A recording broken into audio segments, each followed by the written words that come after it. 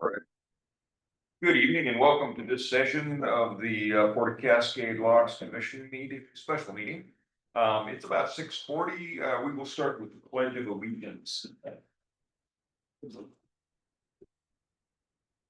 I pledge allegiance to the flag of the United States of America and to the republic for which it stands, one nation under God, indivisible, with liberty and justice for all.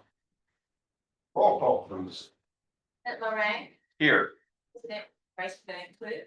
Here. Commissioner Nats. Here. Commissioner. Sorry, Commissioner Dodd, Here. Commissioner Gann. Here. All righty. Modifications, additions, and changes to the intro. Do you have three where it says discussions Q&A? Is that what you used for?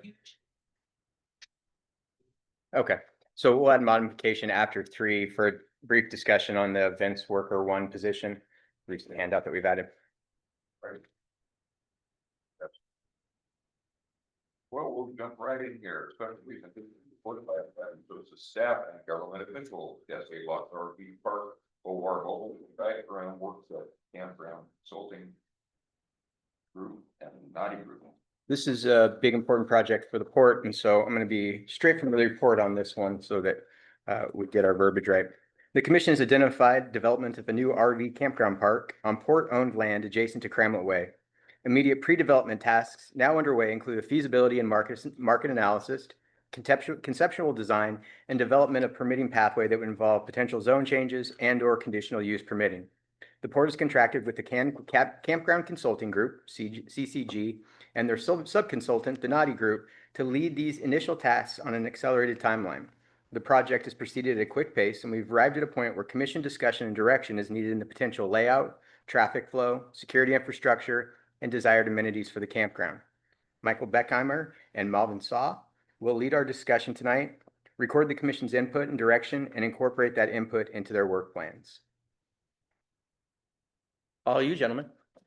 That's I'm Mike Beckenheimer.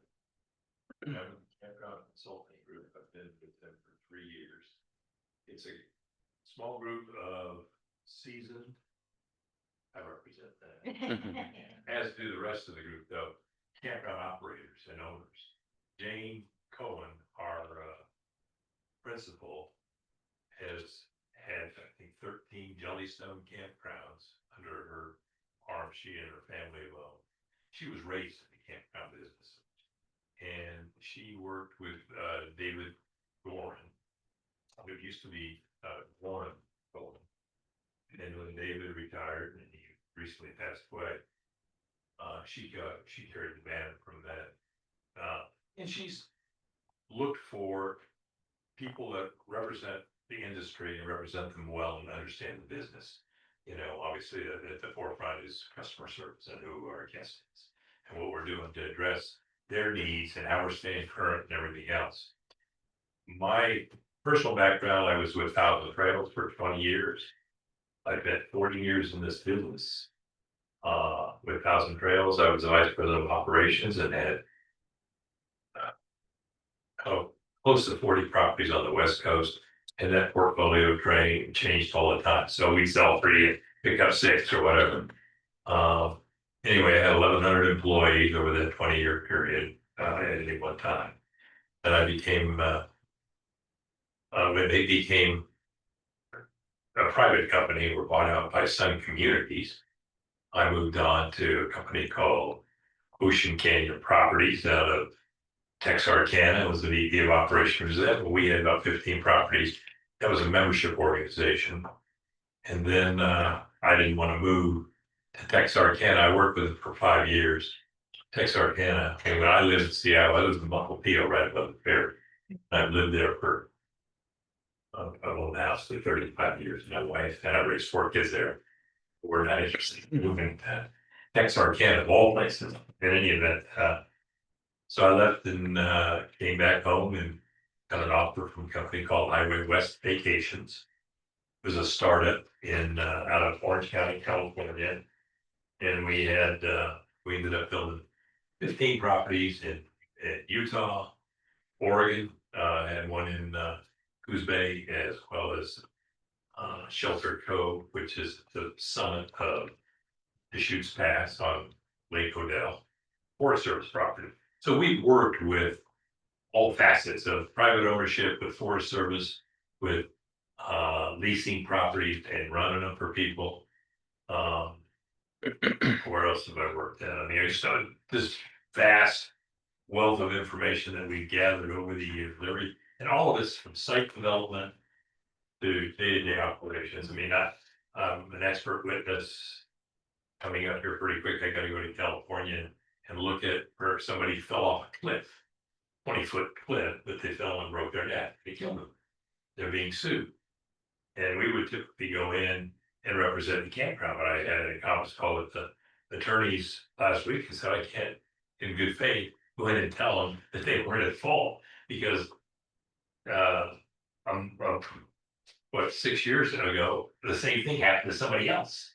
And the guy addressed a portion of fixing it and not the rest of it. So they wanted to see what they can do in mitigating their exposure. But as in my role, it was everything from management, budgets, to training, to customer service, and then the facility standard review, as well as I did a safety inspection on every property every year.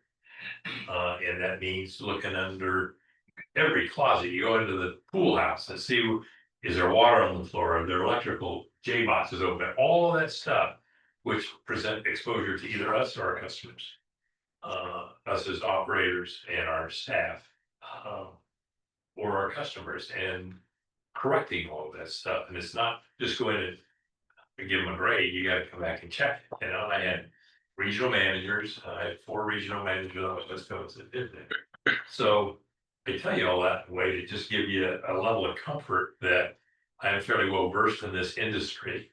I sat on the board for OHI for 7 years. I chaired the business forum, which is, as I mentioned to you earlier, was really the who's who in the campground industry. It's presidents of 4 industries, which is one of the biggest manufacturers of KOA, of Jellystone, and then other significant big operators, and then some communities. And then there are some fraction representatives that come in periodically. Somebody who's doing tree houses or something. We always had manufacturers represented on that group, and it's about 25 people. We met 12 or twice a year and discussed where the industry was going and what we needed to do, be ahead of whatever was coming at us. So we work closely with the Nadi group. Malvin and I together now this is actually our first project together, but with his group and people within it that I know very well, we worked on a bunch of properties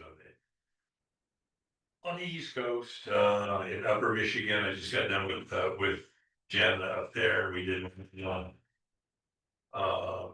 North Carolina, so a lot of property. I do probably 5 projects a year, and most of them are feasibility market studies, except for expert witness stuff that I get called in on. So I'll let Alvin tell you a little bit about his background. That what we've seen so far has been superb for this project. Yeah, might be our first, but actually there's also Pendleton Fields, but with other colleagues in campground, I work with Kentucky, yeah, we just happened to be there. Kentucky, yeah. Right. So there's a big, currently with Jane Cohen on Iroquois Bay, Florida. Yeah, just name a few, but but we pair up with different consultants. A little bit about the company, Nadi Group. We have 55 years of continuous business in the RV industry. So I'm not before the history, but accumulated knowledge for 55 years. So I've seen projects in 35 states, 4 provinces of Canada, and 5 countries. That's because myself, I'm an urban designer. I've worked across government sectors in Singapore, private sectors in Australia. As an urban designer, I'm always concerned with sense of place, designing for communities, and all the good stuff that goes into a master plan. So I joined Addy Group 2015, so I've been with them for 10 years. In 2019, that's when we actually properly brought in, merged with the campground, the RV expertise company. So since then, I've been on this RV campground design as part of my portfolio of designing for communities and also doing affordable housing. There's a lot of similarities in terms of some of the design principles. Usually with RV parks, it's more about outdoor hospitality. That's really what the OHI is advocating about, the experience, and this experience of getting more and more sophisticated. Also with technology, you know, speed, fast speed, and also the balance between the escape feel from urban life. So what do we want to create in an outdoor hospitality setting? So once you get into the technical stuff like density, you know, the spacing, the sort of the principles of sustainability come into play, because if you want to do something with nature, you got to first figure out what you need to preserve, what has to work with the effluent, so on and so forth. So that touch about myself, talk a little bit about the company, projects. Yeah, more recently we worked on 5 state parks in Delaware, and a bit about myself again. When I worked for the public sector, I was working in the sports and recreation department. The work that we did entails the National Tennis Center, as well as a sports master plan for the nation. This is in Singapore. So I was in that environment, you know, budget papers, and even though my background was a designer, but they brought me in because they see the value in good design principles, even at figuring out what sort of project inception this should be at the very beginning, because a lot of things is to do with nation building, public interest, so on and so forth. And on the private sector side of things, with Natty Group, some of our clients include Scotts Roberts, several projects from Roberts Communities, as well as ELS in Sunshine in Florida. Just to name a few big players.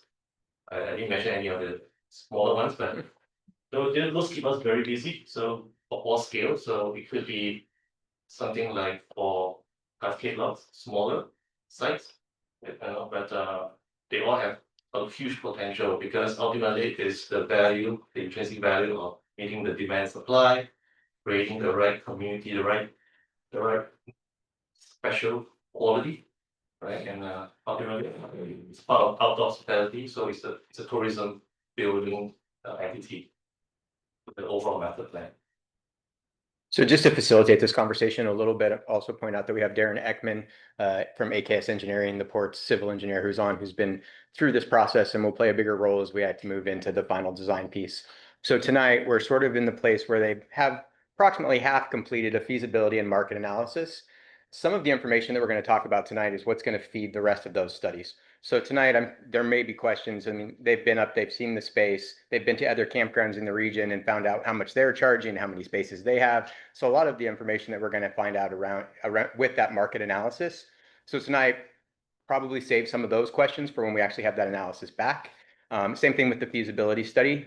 A lot of those questions will be answered with those 2 studies. Really tonight is about getting that preliminary vision that you guys see in order to say, I want 50 spaces because I need this big open space for tents, or I want 67 spaces or turnarounds, or we probably should have 2 bathrooms, those types of things, so that they can come up with a conceptual design that then allows them to say, this is what we would be bringing to market, at least something close to that.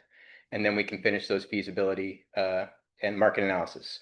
That'll also take us, just to complete the timeline for this portion of the project, that'll take us to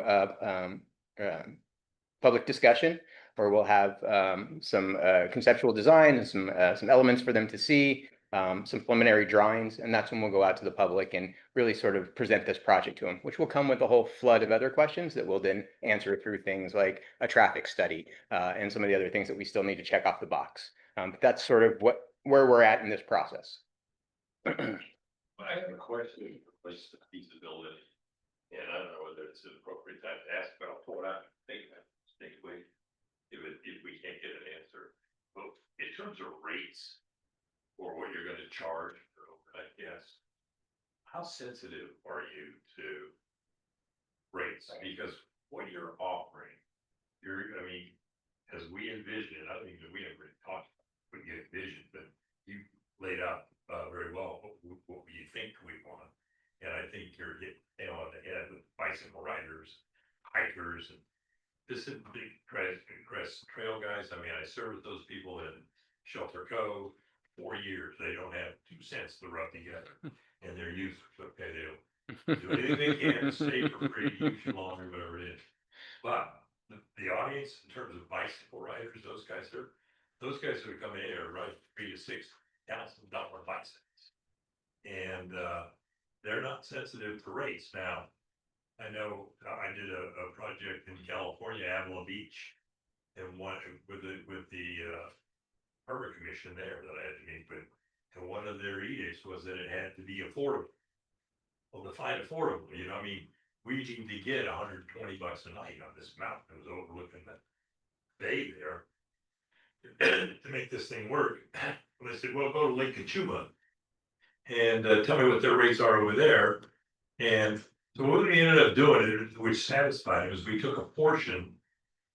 Their rates were very low over there because it was a public campground for the masses, right?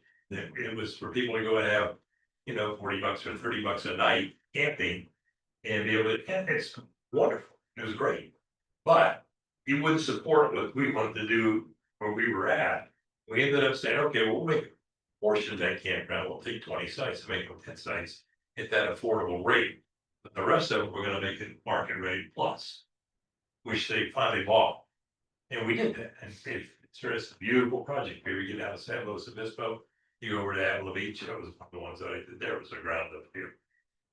Anyway, how sensitive are you to rates in this community? Because so much of the rate here in this area is driven by all the state and US Forest Service and campgrounds that you guys operate right now.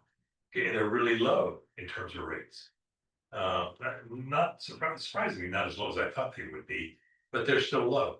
And then the other guys are all getting between 80 and $100 a night around here. It's not just so. In terms of, do you need to stay competitive? Can you be competitive with them, or do we need to fill a niche for some group that probably won't be able to support this?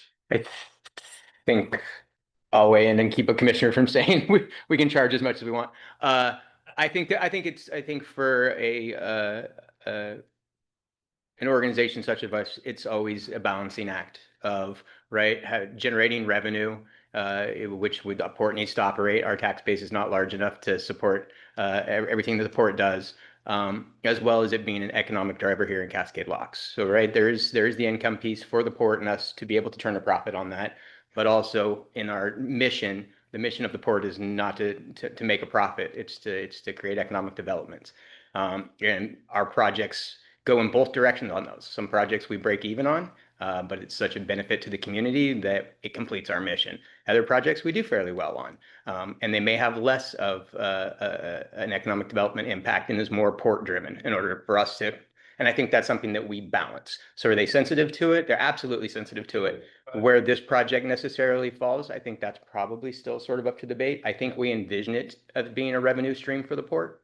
Do you have to service debt? Is that fair? I think what we're, I'm gonna step out and say, I think what we're hoping to develop is something that is going to be far and above pretty much anything else in the area as far as accessibility, clean, nice, accessibility to recreational, the biking trails, all of that sort of thing. So I'm not sure how much we need to be concerned about, you know, where we are on the market rate as far as we can be a little bit more than some of the others, because you know, if you look at the KOA here, it's nice, but it's, you know, I mean, if you want to be in the dark all the time, it's got too many trees, I think.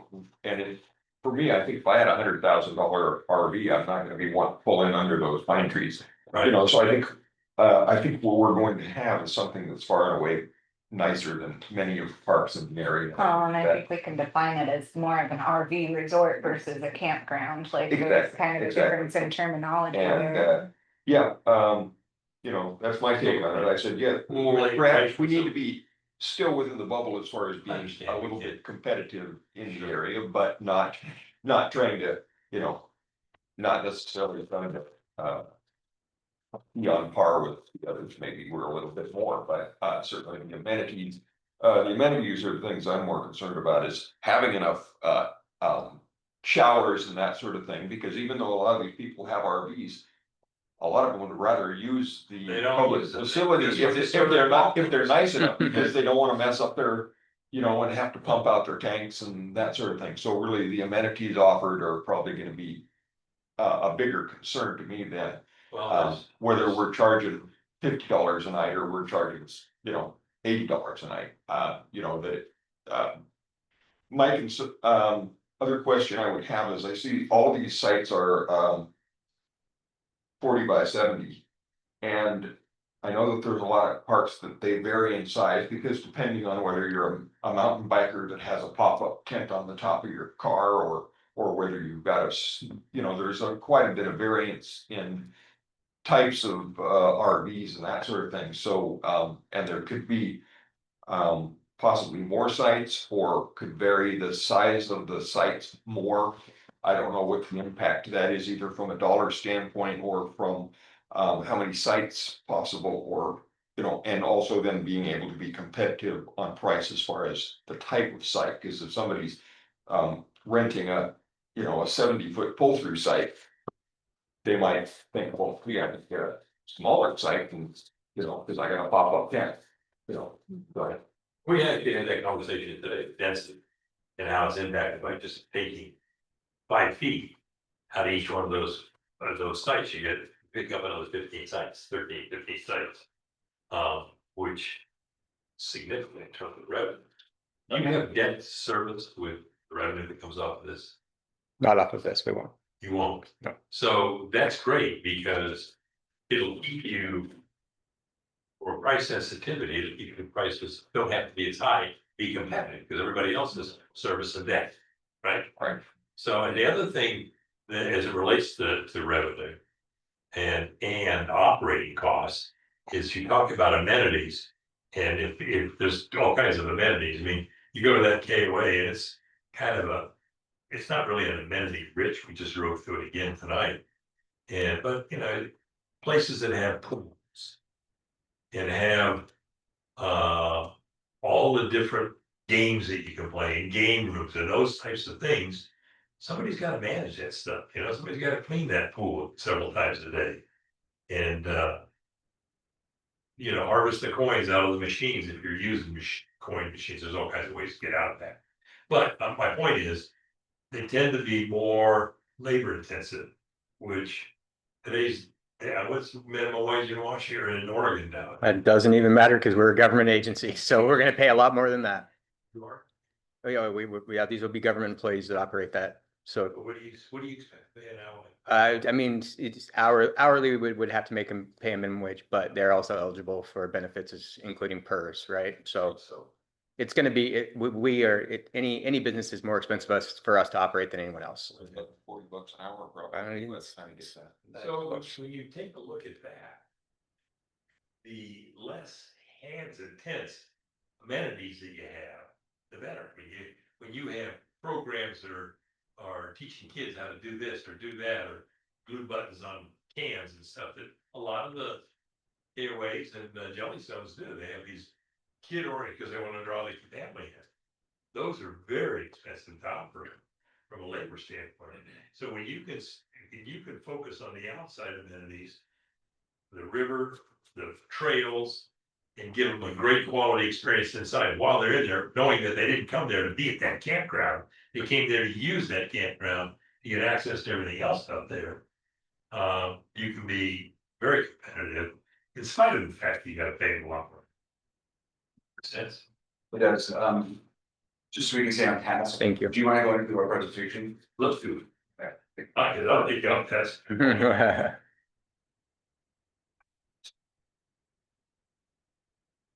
This No, everybody's this in front of them, so I'll be speaking to this. And somewhere in there will pick out this image. I think these are some of the more key stuff that you want to speak to. So on the table of contents, and I'd like to mention table of contents only because there's a discussion part at the end where there could be some discussion points. So as I'm sort of going through some of the design process, the thinking and how the layout and the design and ultimately to the master plan concept. Some of the questions that you might want to start to think about is the mix of the argument types, more foolproof, less foolproof. We talk about the point of entry and anywhere it's located on the gates. So all we have here are options that could work. When we really want, we value your input and your feedback, your feed. And so the amenities chart at the end, we can go into that detail. But beginning with the campground vision, just want to reiterate some of the things that I think we need to be mindful of, and that's still the way the design is. The campground vision expand the logging capacity for digital growth to promote both national scenic area, increase cities competitiveness and the regional outdoor recreational. Still and to complement the existing and planned tourist the access such as the park system. The access already filled. So all we need to do is create that connection, that accessibility. So if you know the outdoor adventures, they are out there for educational, for the tourism, for that skiing experience. Something like a storyboard with the bike station. This bike station has watch down and places where they can really tune the lights. That is the sort of connection, the sort of you know it's an amenity that brings you closer to the wider amenities that I mentioned earlier. So that will be an amenity. Yeah, and that's relevant because of its surroundings. So the storyboard and the bike station. The easy climb trail is immediately adjacent to it. So how the site accesses the trail is important, but I think at the grander master planning scheme of things, there are already strategies to bring people to the trail. We are at one area where there's an access, so happens, but there is a bigger area, further north. That's where the greater views are. So those are the two things that is takeaways I think that drives the design. So we already know the demand supply with the demand a bit. We know that the asset already built. So everybody's gonna get equal access to the great views, whether it's on the land side or water side. So what does that mean? Sometimes simple design is the best type approach. When I say simple, I mean keep the layout optimal and efficient. The good thing is the land has very little slope constraint, except for maybe like 100 feet towards the water and then a little bit towards the front of it. But the access to easy climb trail. So the sense of arrival when you come in, apart from the disc golf course, which the reviews are showing that that's something that we can scale up. But the trails, the arrival right now, if you go to site, the current condition is you arrive, you get to a parking lot, and then that's your entrance to the trails to the golf. So that is a very good thing to keep.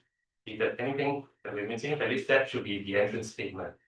So later on, as you see the scheme, that's some of the elements that we want to keep as someone approaches the wayfinding site. I mentioned earlier about the analysis, slopes, drainage, and utilities.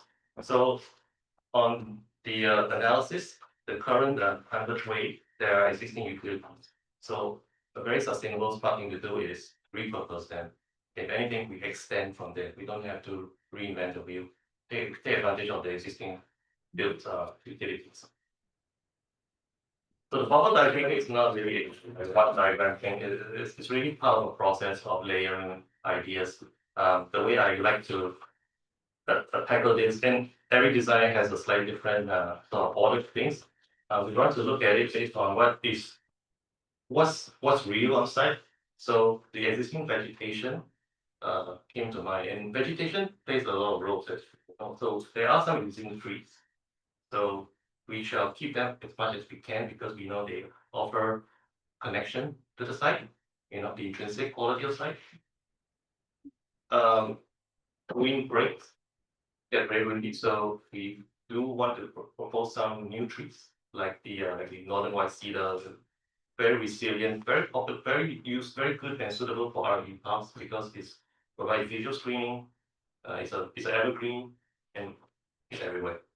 So if they are planted right and they don't close out the view gaps, like maybe every 8 feet apart, they can also help frame that boulevard as well as along perimeter. So I think you can see those two rows that we minimally propose at the moment.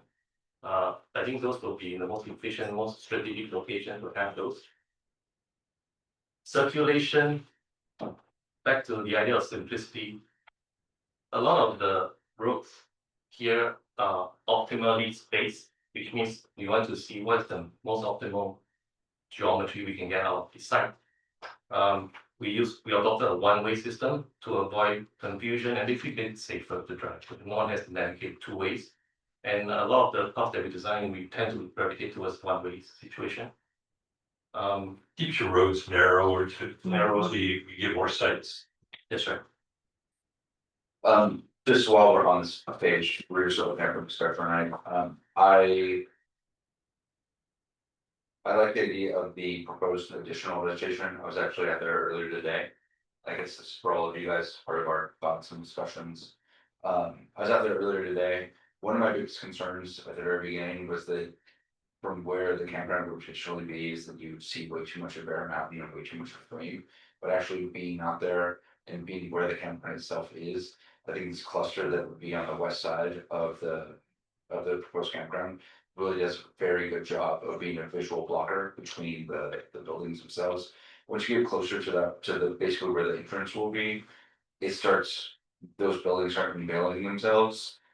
So I think that having this row here is definitely a good idea. Everything, whenever you're looking south, that mountain is just phenomenal. So everything there's going to be great. I know Brad has a thing for $100,000 RVs and getting sat on them. But I do feel, having visited dozens and dozens of campsites myself, that this wide open space where there currently isn't a lot of trees, especially when you start looking at the density of those campgrounds together, it gets way too close without some sort of visual blocker between the campgrounds. Sites out. How much Because the properties that you looked at, you said you looked at a lot of properties. I've been to a lot of. Okay, I know, you just drove through. No. I'm saying I'm looking at your circulation, I'm looking at the bold map that we're gonna talk about here in a couple of pages.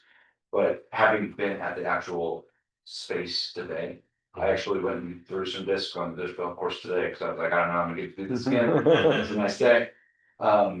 But knowing where that huge vast open space where there isn't trees and basically it's just brush and blackberries right now, obviously get rid of blackberries and brush, but coming out of your pop-up camper or coming out of your camper and seeing someone 10 feet away brushing their teeth, just staring at you waiting to brush your teeth, is not something that somebody like wants. So the thing that I've been trying to like deal with is where most of this campsites will be.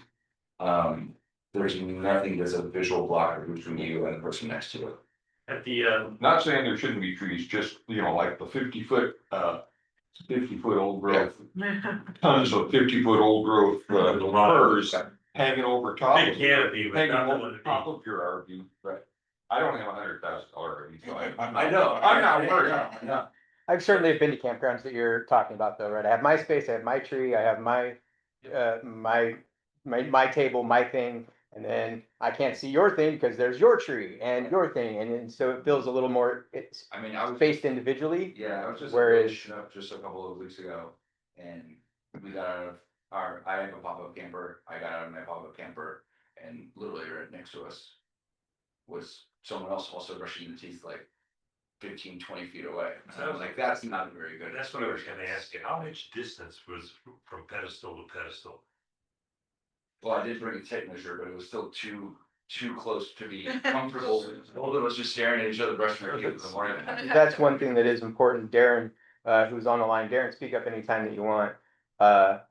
These are fairly substantial in size as compared to, Oh, these are 40 foot. right, These are really large sites. Okay, And typically what you see in a campground is 25 to 30. okay, And if you see a 35 foot, it feels fairly spacious. This is even bigger than that. okay, And then when I mentioned earlier, density and getting more sites out of it, by backing it down to 35, which is still pretty spacious. And you know, the next time you go to one of these things and you're out walking around, you can walk off pedestal to pedestal. That's how you tell Yeah. how far apart they are. And you get a sense of the density and what you can do by adding another 5 or 10 feet between sites.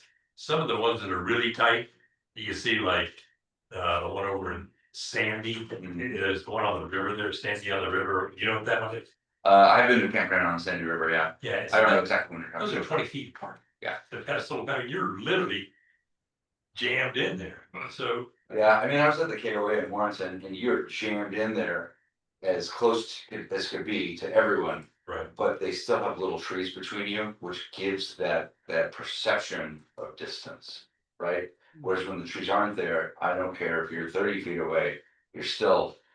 So what you're saying is, you want a decent distance between, but probably maybe part of the design of it, we wanna implement adding some vegetation between. Yeah, exactly. Or corten, you know, sheets of fence. So what? No, this needs to be natural. That's At right. the bubble stage, Agreed. we typically don't show that, but at the typical it does, so for the final rendering it will have, so this is what a typical looks like. So If I could interject for one moment, I also do some RV camping, or quite a bit of RV camping, and that 24-foot width, 25-foot width is pretty typical. So seeing 35 to 40 feet for these spaces, they are going to feel very spacious. The one thing I would caution the commission about is the visual break between the spaces. Vegetation is going to require ongoing maintenance and upkeep, whereas a fence or some type of other inanimate screen may be cheaper to maintain in the long run. thanks, Sharon. Right, But I think I'm with you. keep going on that I think picture. vegetation, like, yeah, we want it to feel more natural, the aesthetic. You talked about intrinsic value, right? We want to create a place where people are coming, they are going to enjoy the outdoors. We don't want to make it feel like they're at their house and there's a picket fence between them. That makes sense. And Celebrate. vegetation is so self-sustaining in this part of the world that, you know, you don't have to really do a lot. So. Yeah, to your point, we're celebrating nature, right? That's why people are here. yes, that's already there, Okay. I just use that, yeah, it's a different quality, different needs, visual needs. Okay. So just building onto the bubble diagram page. So this starts to look at how we apply the RV designs. So we got the backends and the tools rules. My big question on all of these layouts is why are we underutilizing all of this commercial, like there's this big plot of commercial space, what's the vision for that? So one, we're trying to stay somewhat within what we feel like is going to be the budget of this project. We could take a look at that entire piece of property and create a master plan for what is going to be it was going to exist across there, and this could be a portion of that master plan. We chose to use, and I believe the commission chose to spearhead that property out there with the campground. And then from there, decide what we were going to do with those additional properties. Whether it becomes light industrial and we see things like restaurants out there where all of a sudden we go, man, this campground can be twice the size it was. And we have a revenue stream that now supports building out a larger campground. I think that is open for this commission to weigh in on once this campground has been spearheaded. That additional space is available, but probably starts to exceed at least the spots that we've looked at so far, and starts to probably exceed what we have financially to build a campground. But what that is to become, I think, depends on on this commission as well as I the, kind of envisioned the entire property becoming a. and which, A lot of property. I think that'll, but you know, if we sell out a year in advance for, who knows, right? I mean, we might all of a sudden, you guys might be back a year later being like, all right, phase two, let's go. Yeah. Right, And because the money's pouring in and was the kinda people are figuring pouring in a and. little bit of a symbiotic relationship between the campground and the businesses that are adjacent to it, as in tasting room, small, market with a gas station, something that would provide additional amenities to the campground. But that doesn't necessarily have to happen on that piece of land either. There's other opportunities, I think, around the area. Well, immediately, well, yeah, but immediately adjacent to offer, something where, you know, the campers could go, or if they needed fishing gear, they needed, bike rentals, kayak rentals, those types of amenities that, that relationship between the two would add a benefit to the campground. Transversely would also a benefit to the, commercial. I've always been seeing it as purely as the TBD portion. Like, there's a lot of campgrounds where you just see that then faces, they're like, oh, we really need this additional thing, or let's add this many more pieces. So I've always seen this as just. The campground currently, as we're kind of doing the bubble diagram, and the commercial is like phase two, phase three. That's how I've been. What, Basically, one of the other advantages of the commercial space there is it does help break or isolate the campground from the railroad tracks. I don't know how well RV spaces will, be taken up if they back up against a railroad. And so having the buildings there and the mass there might help break up the sound a little bit and the visual impact of having the train tracks right there. And to Jeremiah's points, and to Nancy's point is that it's TBD. You know, we phase two, depends on how phase one moves. And I do like the idea that we're working on the site that furthest away from the track, so. Not how to get points to the main north of Crown. I was there today and I kept waiting for a train to go by, so I was like, I want to know how loud this is gonna be. And no trains. No. Oh, there's a lot of trains that came by. But for some weird reason, they were very polite on their horns. But it was louder at my house than it was at Interesting. the actual space where they actually blew the horn. It was crazy. Maybe it was just a very nice conductor. The wind has something to do with it. What's that? Maybe the wind has something to do with it. Made a phone call. The one thing you want is to have the a train sound at 2 AM. And they both have. Oh, That's why I experienced before. Yeah. But that's also because of the wind. Yeah. Big part. So you continue? Yeah, some of the thoughts behind backends and pull-throughs very easy to navigate for the user, maybe even come out. So it's usually a very age friendly, very very user friendly. So we also want to encourage a balance. Backends definitely has a lot of skill because it's a little bit more private.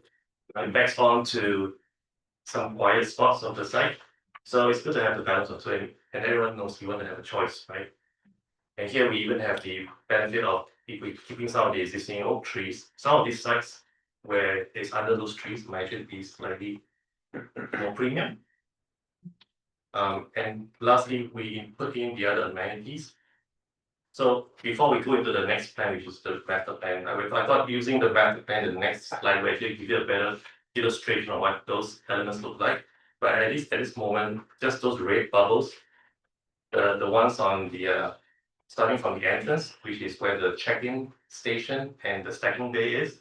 So that's where the check-in station, you get your questionnaires, you pay your dues while you park on the right side of the road. And then get in, that's where the road that we talk about, that that your sense of arrival, and we extend that current rounded way all the way to the end, and then it connects with the trail. And then we also remember this thing that everyone look at. So this is the connection to your wireless headset. That's actually this is the bike station that we built in Moab. And you can see these, I can tell because of the tent structures behind it, it's so hot where this property was that people wanted tents, so we had these structures built that they put their tent under. But point is that that is one of the bike stations that I actually built or had built 10 years ago. One of And the, go ahead. I talked to those people and they love it. I mean, people just use that thing. It's got all these things on it. Stations have aircraft cables with all the tools on them, so they can work on the bikes. They wash them down and fix them. One of the conversations that we had when we were looking at this, Darren sat in on this and see how the commission, their thoughts on it, but with the check-in station being right there at the front portion of the campground, do we envision a time where, I don't know, some event lets in or gets out and we start to back cars down Gorge Way and out over onto the tracks and it becomes an issue with Forest Lane versus putting the entry down at the other end and having that road to work with people checking in? Like me and Darren and the consultants kind of kicked that around a little bit, but wanted you guys to sort of weigh in on that. And I think you guys were also thinking about that TBD property. Mm. And would the driveway into a commercial development be beyond the gate? And how do we balance public access to a commercial building that doesn't need to get into? So, are you giving up the whole road within the security of the campground, or do you want to make that kind of back? And the next question is, Bench would back everyone up. a bridge closure? I don't know. I'm just saying, something that gets this town busy, right? I mean, we see it with PCT days. Obviously, that's down there, but maybe something out there that happens that, are we just not utilizing that long Lap driveway to stack people checking in? I mean, Or, more like the check-in, like, would there be an event that would be going on where everyone would have to show up with things at not time? necessarily, Okay. not necessarily. I could imagine an Airstream rally, for example. Yeah. Where everyone's coming in for the weekend. Yes, they do so the same that thing you've or got really. Friday A afternoon. bunch of truck, yeah. Yeah. Yeah, But operationally, you mitigate all that stuff because you have camp posts. You check them all in advance. They assign them sites so they just drive in and you hand them their stuff. I mean, operationally, Yeah. that can be done. But there's also the idea too, that if this TBD area is commercial, how does the commercial people get to this property if they now have to go through the gate? And I, the check-in process? you also wonder though, if that road doesn't become more just the entryway with some nice sidewalks on there and the actual parking is on the backside of the actual parking and entries to these buildings are on the, so there's, that sidewalk has tables that sit outside and look towards the campground. The campground looks towards this sort of cityscape or little, downtownscape type of thing, and that the actual parking is all on the backside of it. That was On one the of my, railroad side of it. yeah, on the railroad Yeah, side of it. So the buildings have this nice front that looks like a walkable downtown area with the campground right Yeah, across from the like side. You But know, we're not talking about that. We are not, thank you. So, Appreciate it. Like, that's not my. You're absolutely right. And that, yeah, absolutely. It's not at all. It doesn't have to. The other thing that this, I think, sort of shows though, is do we wind up losing access publicly to the parking area that's down there now by the waterfront? Say it again. For the trail. For the trip to the cove. Is it the campground now takes over that space, does it not? Mhm. As it's big. So that's something for us to be aware of, is that's still accessible through Easy Climb, obviously, but now does take that space that not a lot of people go to. Usually we kick people out there who are camping, to be honest. Yeah. But some people do walk their dogs out there, so it's something to be aware of. So They could just as go we're to looking the at the comfort stations, I think having the one on the far end, I think you may want those more centrally located so that they're more towards the middle, so that you don't have like people who have to move clear, and I might put one of them like 5 or something closer to the, if we're doing a campground site, they're gonna be the ones that are, my wife, she wants to be like 2 spaces away from the restroom. Mhm. Especially if we're, because we don't have an RV that has a restroom in it, so I think the location of those is going to be critical as far as being centrally located in the middle where everybody has equal access to it. I think to have only two is not nearly enough. That's kind of We could my have, It's a like, huge space. One Because with like a lot of showers people with and then RVs two don't wanna use their bathrooms only. facilities if they don't have to, especially if the ones that are there are nice, you know? Yeah, it's way too long of a walk to go. from With there to the showers, other. laundry and bathrooms, and then two more around with bathrooms only. Something like that. Shower, yeah. And one especially close to the campground sites where people are tent camping or something like that, and they're gonna wanna. You I don't want think your, that- Right now. you don't want your kids traipsing halfway across the campground to find a Well, restaurant, these things probably cost 300,000 apiece. right? Gotcha. Okay, and the need for them or the requirement for them is all spelled out in the document called 1194. It's the fire code prevention deal, and it's been nationally recognized as the document that you go to for this kind of stuff. In fact, the state of Texas 2 weeks ago just adopted it as their building code guideline. So everything in Texas in terms of campgrounds, I tell you that because you can really have too many bathrooms in this thing and then losing all your spaces, or not all of them.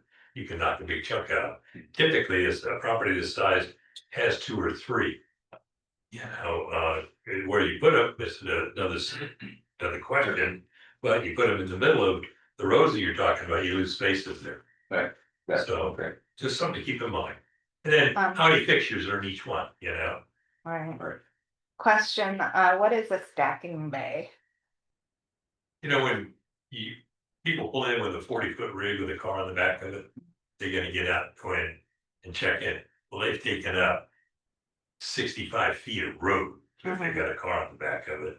In other words, it's temporary parking. So yeah, they go in there, park, go in, park, go in. So it's like checking in at a hotel under the porte cochere that's out there. Only instead of 2 cars, it's 3 rigs that are taking up a lot of space. So you stack them. You need to get them off the main road, which they're not. I don't see the interference here with the main road. But cities will make you create stacking bays if you're gonna build a campground. You guys are far enough off the road, I don't think there's gonna be any hassle here. And especially when majority of the stacking is done on your own property on the entrance road. I'm still got challenged with where the check-in is. It's a little building, one little red building there on the left, Right as you come into the area. signage and check-in. Number one. Shift it. Shift to the next page. Are they all different? Yeah, we get. But I guess, not that I don't see it on the map, I see it on the map, my question is, how does the check-in, almost that's like the gatekeeper of the property? What's the impact, future use of this property, other people are gonna come down to access that blue section into this commercial future thing, they're gonna come down, cram it away, right? And then turn it into their individual property, so you have One thought is that general public driving through the check-in area and through the campgrounds to get to these businesses. Is that, and my thought is, not to jump where I'm going, is that it seems that You're right on. that we I don't know. might give that down a way to allow public access into these future businesses. yeah, Who owns a lot, land? so we also That thinking about what property, happened to but the EV just side. a different- If we build a, Cause if that is we could have like entrance right there. phase 2, having that second, having taken at that location is really prominent, also good for ambulance and wayfinding. But right now, there is a flexibility, I think there's an opportunity if we want to shift it down a notch. That was talked about the other day. We'll talk about it, so that there is enough leeway for the commercial to access. I could see that if you have, well, you got number 4 here where you got the comfort station with the laundry. You might want to shift the check-in. Some, not necessarily into that building, but to where that's part of that complex, because then also the person who is manning the check-in is also kind of overseeing the comfort station and the laundry, so that kind of becomes then, as far as the workforce thing, they're both keeping an eye on that, and also it's at the far end of the road, so that, as you said, it doesn't interfere with the to be determined site and or the commercial spaces. And that road is pretty well The you know. TBD site can come in off of Cramblett Way too, though, like this Yeah. property, we do own it. There is a curb cut right there, so. There's, And the other, other concept that I thought would be kind of, it's kind of a compromise, I know what you're saying. Right, about putting it all the way down there, right here where the cul-de-sac is, the Right. existing cul-de-sac. Yeah. If that ended up being the check-in, that provide from here over for the future businesses, okay? And then from here this way, maybe we expand the RV park, so this would be the check-in, they could load up. And then actually we start to work the way around, and we actually capture a little bit more space for the RV park. And then make this the entrance, and then this might be the exit, so that this goes away. And it makes this a little more secure. My concern with being an open campground. In an open space like this, you know, if people are leaving for, some people like to have a secure environment. They're gonna go out and venture out for. With $6,000 With bikes, With yeah. $10,000 bicycle on the back of the rig. Correct, but yeah, exactly, you don't want just strangers But kind of we cruising around, we wanna. Security is a big issue, and again, I had the property in Buellton, that we run these big bike events. People would come in there in our back way to get into it. Yeah. And they cut cables on these bikes and stuff. And it's not even just bikes, I mean, there's a lot of the other Well, yeah, expensive stuff, but yeah. And so what I'm saying is that we push the entrance and exit down further the cul-de-sac area. And then kind of create a secure zone. I guess I'm, if security is concerned, wouldn't having this, the check-in and be at the very, very front be more secure because everyone would have to go past you? But then it affects the public coming, or the public coming to these businesses. Doesn't have to, there's an entrance on Cramblett Way, Yeah. See that, where Right that, here. she's down there where that little curb cut is south though? of that, nope, south of that, Lower and lower. lower, Yeah. Right here. Oh, right there. right there, yeah, There's a I curb, thought we don't own that. we We do. do. Oh, so you're thinking that. That's a whole parking lot right there, right now. Okay. there's a curb cut that we could access right there. It's a solution. And you guys have talked about that the campground should be fenced for security, you feel, and cost wise, I don't know how much. Well, low on it budget. depends on where the fence is and how it is, but Yeah, so much of it is inaccessible just because of the geographic. Yeah. You know, the east side of it, right? Yeah, you're gonna have to have some security of some sort. okay. There's already a fence along Cranberry Way, and then up on that north part where that tree line is at, that is. It's pretty dense, I mean, you could still, like, a human can walk through there, but if you steal anything, you have to Exactly. How do you get it out of there? I have random people driving around in there. That's the. Yeah, that's what I was thinking, if we have to check in the very, very front, cause if we had in the middle, right, where you were talking about, where that cul-de-sac's at. You know, people could actually go through, and then where the exit is way over here. I'd get rid of the exit. Oh, you would? Yeah, I would have one side of the cul-de-sac. Be the entrance, yeah, obviously we change around, but coming down this way would be the entrance, and then the exit would come through where number 15 is, so. On the north side would be the exit, the south side would be the entrance. Yeah.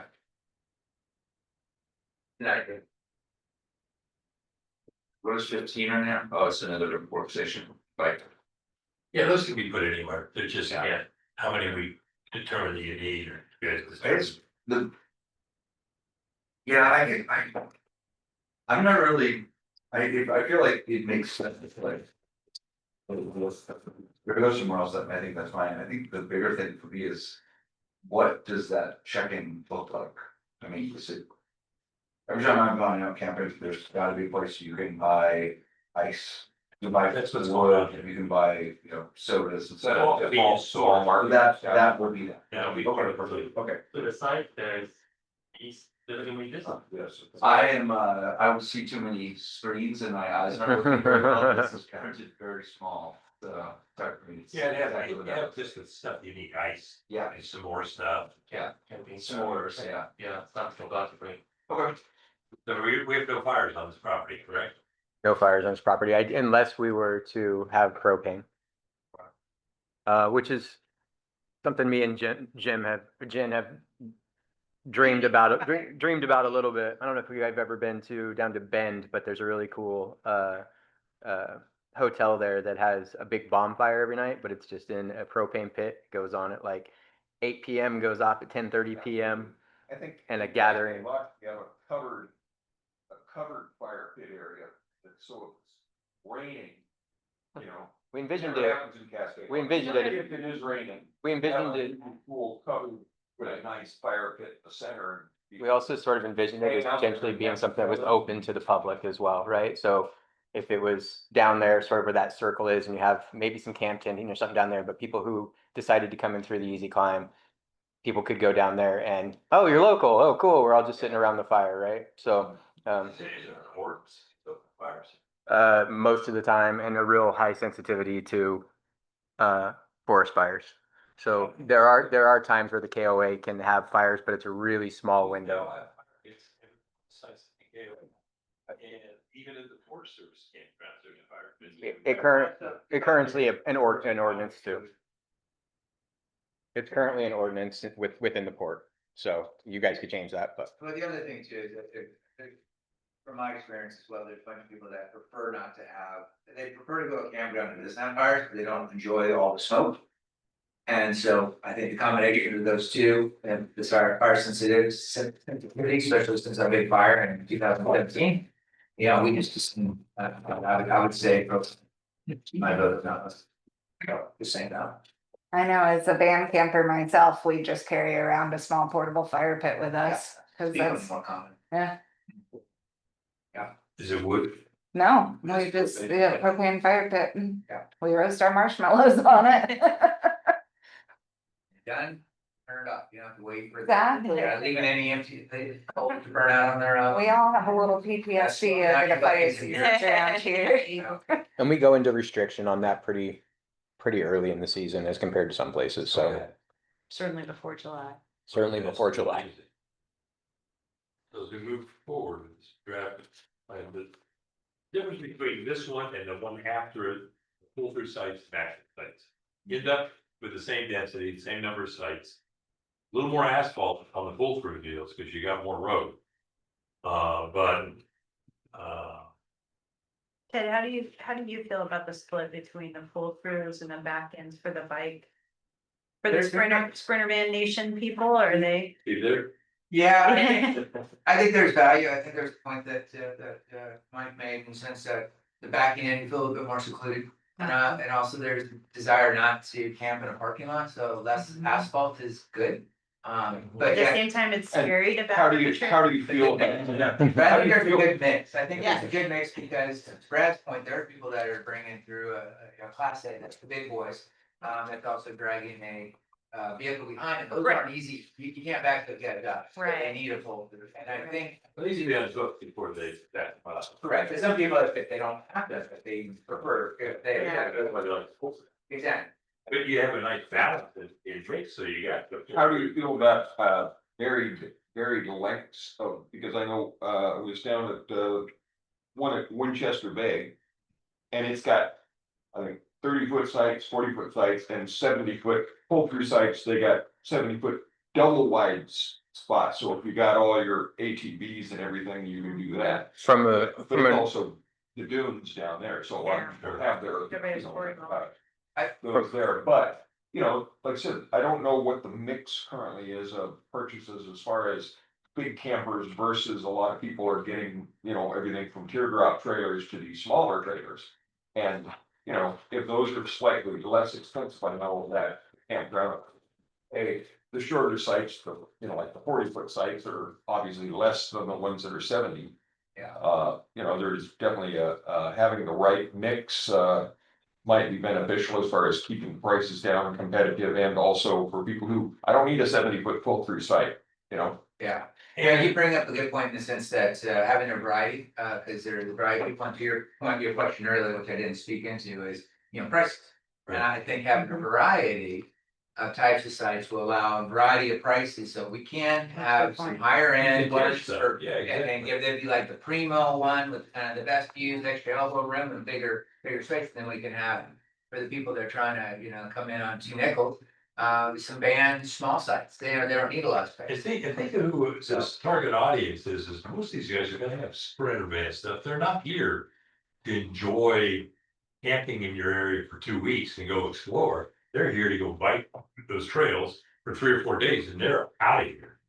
I would disagree with that. Okay. The biking is a big one, but I do think. I know that- Moab, that's what we experienced, okay? No. I had 3 campgrounds there and they catered to all passings. Correct. The older guys had their RVs and they were downtown, they could go across the bar, next door to the grocery store. The other guys out at, the one to go to Arches, would go out at our other campground, and then right there in Moab Valley is where we had all the bicycle guys. We had about 20 miles of bike trails. And, they would come in with the smaller rigs. Yeah, no, I totally agree. I don't want to discount the fact that mountain biking will be a big draw. I just campground and with the trail we're building and why not? Is gonna be a big draw, and I would probably say, yes, a lot of sites should be kind of geared towards that. But I would have to say that, based on my research on the Columbia Gorge, and also working, in conjunction with the Friends of the Gorge and everything else, is that there is a lot of people that want to come and stay, an extended stay, and find a place to set up and go waterfall chasing, go hiking, go visit the cities and towns, in the area. Go by the paved trails as well as the mountain bike. So you could see people come and actually stay for an extended period of time. What's that? That's up to 2 weeks, right? 2 weeks, yeah. Max. 2 weeks max. Nice, and I think having some of the smaller sites, both from a cost standpoint of development of the park, having less asphalt, having maybe being able to get more site density on some of those smaller ones, not necessarily, still plenty of room between each other, but if you shorten those sites up, less asphalt, less expensive, maybe more sites, plus understanding what our clientele is as far as, how many sprinter vans versus how many, big old. And a little bit of that bump outs. thumb in the air, kind of going, what are we building? And they'll come, it's like, what are we building for? Keep- What are I you mean, guys- Oh, go ahead. I was gonna say, what are everybody's thoughts on yurts and small cabins and what's the return on investment on those? Because I always kind of envisioned having at least a handful of them on that kind of back row closest to easy climb. Well, I thought in some of the wide spots down in the trails, we could plop some. Plop some cabins right in the middle of the bike trails. We lose, you That'd be got awesome. 3 houses. By the river and. The one in Kentucky, we built some 3 houses right in the tree. Well, that would So be cool. You can do some really cool stuff and it's acceptable. Well, I know that, I don't know if you're familiar with Barview Jetty, campground down in, Tillamook County. They've got, in fact, I've got a picture of them on my phone, but, they've both got some that are on wheels that they rolled in. And they've got then some permanent ones that they built that are, they're booked year round. We couldn't get one. We're staying, next month in one of the little ones on wheels because it was the only one that wasn't booked. Those are park models, right? Yeah, they're like little, They look like a little even smaller than park models, but they're cabins, basically that, they're just a room. They don't even have a bath. You're still using the comfort stations, From your, So they're primitive cabins with there. But yeah. We have staged in all these different names. right, But yeah, you can put a park model in there. what's your professional, not opinion, but information that you have on like return on investment on those? Like, is it worth the investment to, Yes, it is. okay, Cause it'll introduce a new segment of the market in it. And you get twice the rate in those things, yeah. people like me who don't have a camper. And Right. they okay, can so stay you go. any time of the year and, not that it ever rains here, but then you can book it year round, no matter how wet it is. And you don't have to be concerned as, well, I wanna make sure the weather is great, and to get one of those things Yeah, like you. that's a good point, because based to Ted's point, and actually to the question that you guys have been talking about. I agree that this is like, it's on easy climb. Our mentality is that it's gonna be a ton of bikers. But at the same time, there will be people that don't have RVs. There will be people that aren't going to be there specifically for biking. And with these pull throughs and these backups, I don't see those people kind of fully represented. So I am curious about where a tent site would be. I am curious, I would love to see yurts. Cause I think that would extend our opportunity for the entire year of renting out versus just the bigger summer months. Whenever I go out to Nahalem Bay, we go in February Yeah. and we get yurts. Yeah. Because we know it's gonna be raining on us the entire time. And No, not it's everyone, even not have everyone wood burning. in the group, not everyone in the group has an RV. So being able to get a yurt during February extends our potential. Those we could even have like wood burning stoves in them to keep them cozy inside and. I mean, Well, maybe- even a little cadet heater, Maybe where this, completely warm, but this, I guess that's what I'm wondering is like everything here seems to be very focused towards big RVs. And not necessarily to everyone. So there is, in this one draft master plan to option 2, Right. you see that number 13 down there? See all those little white squares? yep. Mhm. Those are all tents. That's Those are Yeah. consent. So that was my thinking, was the thing that is slated as the group site could easily be the spot where you put you put in the yurts or the small cabins, that sort of thing. Well, and we also have that property down, Glamping units. we have the property further down, where we At the foot of could, the bluff. yeah, where Yeah, we could and that's put like, the tent camping and like self-contained sites with primitive, like the primitive camping area. Eventually, like it doesn't have to be. Well, not anywhere near there, kind No, of all the other, way other in, side we don't of, wanna build anything. Yeah, then no. But it's not buildings, it's Not up- literally like not tent up in- sites, not like up primitive into the- camping. not up into the trees, but that flat site, just the other side of the 18 acres by SDS, kind of the south side of, I guess it's nice, like, just, there's a whole, like, little row in the back, why can't we just do yours there? Good, we have 40 space, we have 40 feet between spaces, seems like there would be enough room for a couple of yurts there.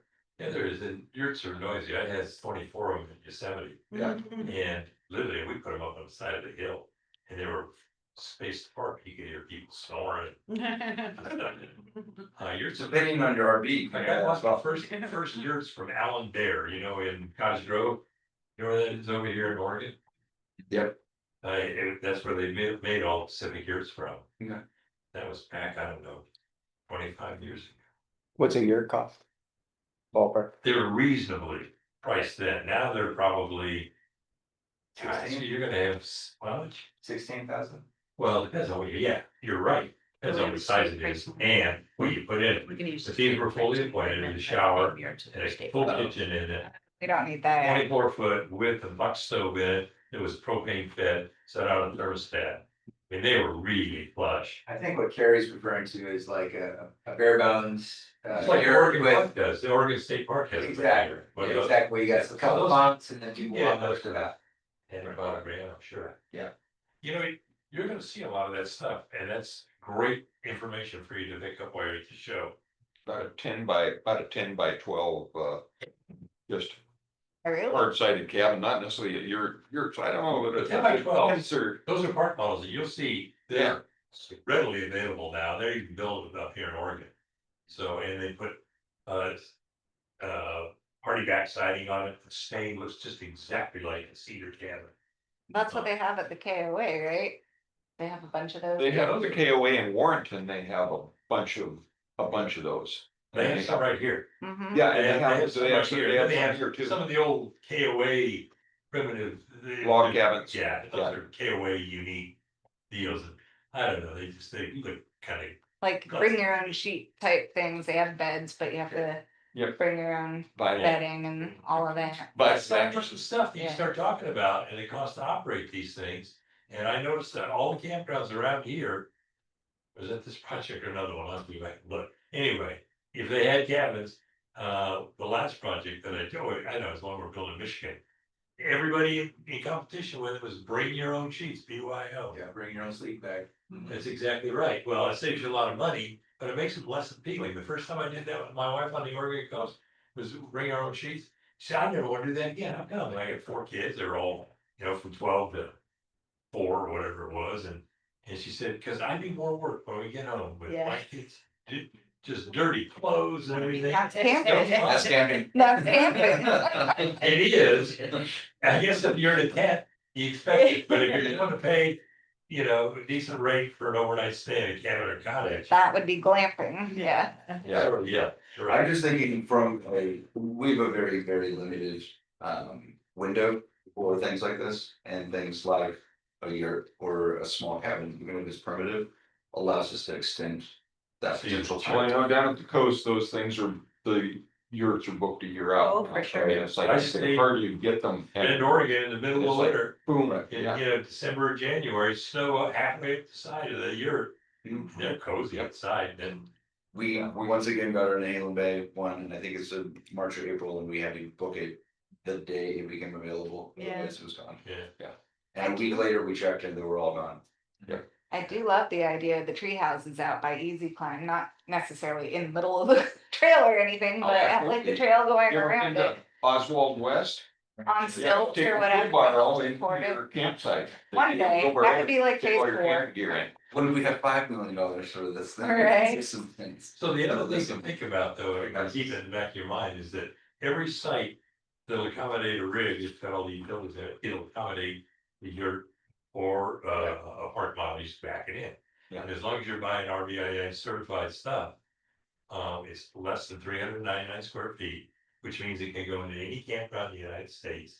And you just make sure it's got that bug on it, a sticker on it, and you can pull it into the site, hook it up, put steps to it or whatever you want to do, and it's a fixture.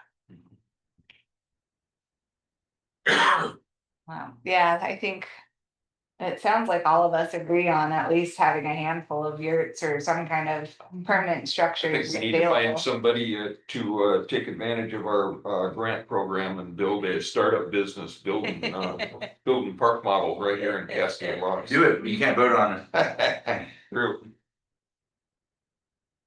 Yeah, I guess I was imagining. Well, if the we yurt were to we could do probably that, get a decent price. that it would be just the yurts kind of over by themselves, like somewhere like over there, because it's also within the tree. Well, within the tree area. you're exactly right. You want it semi-secluded. See where number 6 is, where the recovery station is across the back, 8, 9, Right. and you see at 6. Those are large, wide sites. That's what I was Handicap thinking for. sites are also, but they're in the trees. That's That's where I was thinking for them. The only thing with the yurt, you don't really have a lot of windows where I think RVs do, and I think that's where, if I was wanting to park an RV, I would be wanting to park it along the outer edge. If I was looking at that, I would not be as excited. with the yurt sidewalk or 24 footers, they had a lot of windows. And they had an outside thing that you zipped up in the winter, Right. but in the summer, they had a plastic, heavy plastic ones, and I mean, they're still there today. Which can you make more money with, the yurt in that spot, or would that be a better, as rented as a premium RV site? Well, it could start as a premium RV site and then we could add Yeah. yurts. We can put a yurt in any one of those spots. Yeah, So you- if we build it as is and then go, that one yurt we bought is always packed, let's buy another yurt. And those two are always packed, you buy a third yurt, right? And all of a sudden, Sounds you're like- like, yeah, a little bit. How many times do we go around? Yeah, build the hotel and, the house becomes the hotel. So the infrastructure exists to add those additional amenities. But if it's a big paved RV spot already built out, like I feel like a yurt spot would be built slightly differently than an RV spot. Have more grassy area, less pavement. But they function either way, park models, it'll, to one degree, you're right, it'll just have a long driveway to the yurt, but. And you can move yurts, I moved 6 of them from Chehalis to Mount Vernon. Put them on the back of a lowway, cut them in half. Platform to move, put them on a lowway, move them up. Reconstruct, they're easy to put up. I don't know what the lifespan of a yurt usually is. That's a great question. They're still there, they're 20 years old now, 25 years old. As long as you take care of them, you wash them with wool light, they specifically tell you, this is how you take care of them. And they work pretty damn good. So I never did hear your opinion on the multiple sizes of sites. Like, what is your take on that from a professional standpoint, like being able to offer more than just one standard size of site throughout?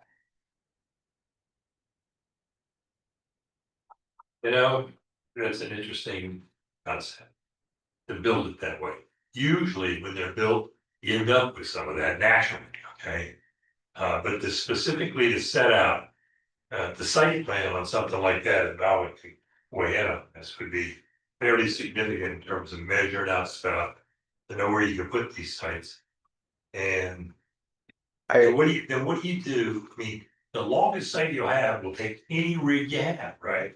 You end up with one short site or a bunch of short sites and rigs in there that are all 40 foot long. That's, Hell, yeah. that's my biggest fear of that is the operational standpoint of it. We have that with our current campground where it was built, it kind of happens naturally, but we have a 16 footer, but we only have 3 of those. And then we have, 5 of the 18 or the 20 footers. And so you're constantly trying to manage that pool that you have, hoping that it's gonna hit, but undoubtedly you have somebody who shows up and is like, oh, I can squeeze in, and like, no, you can't, man.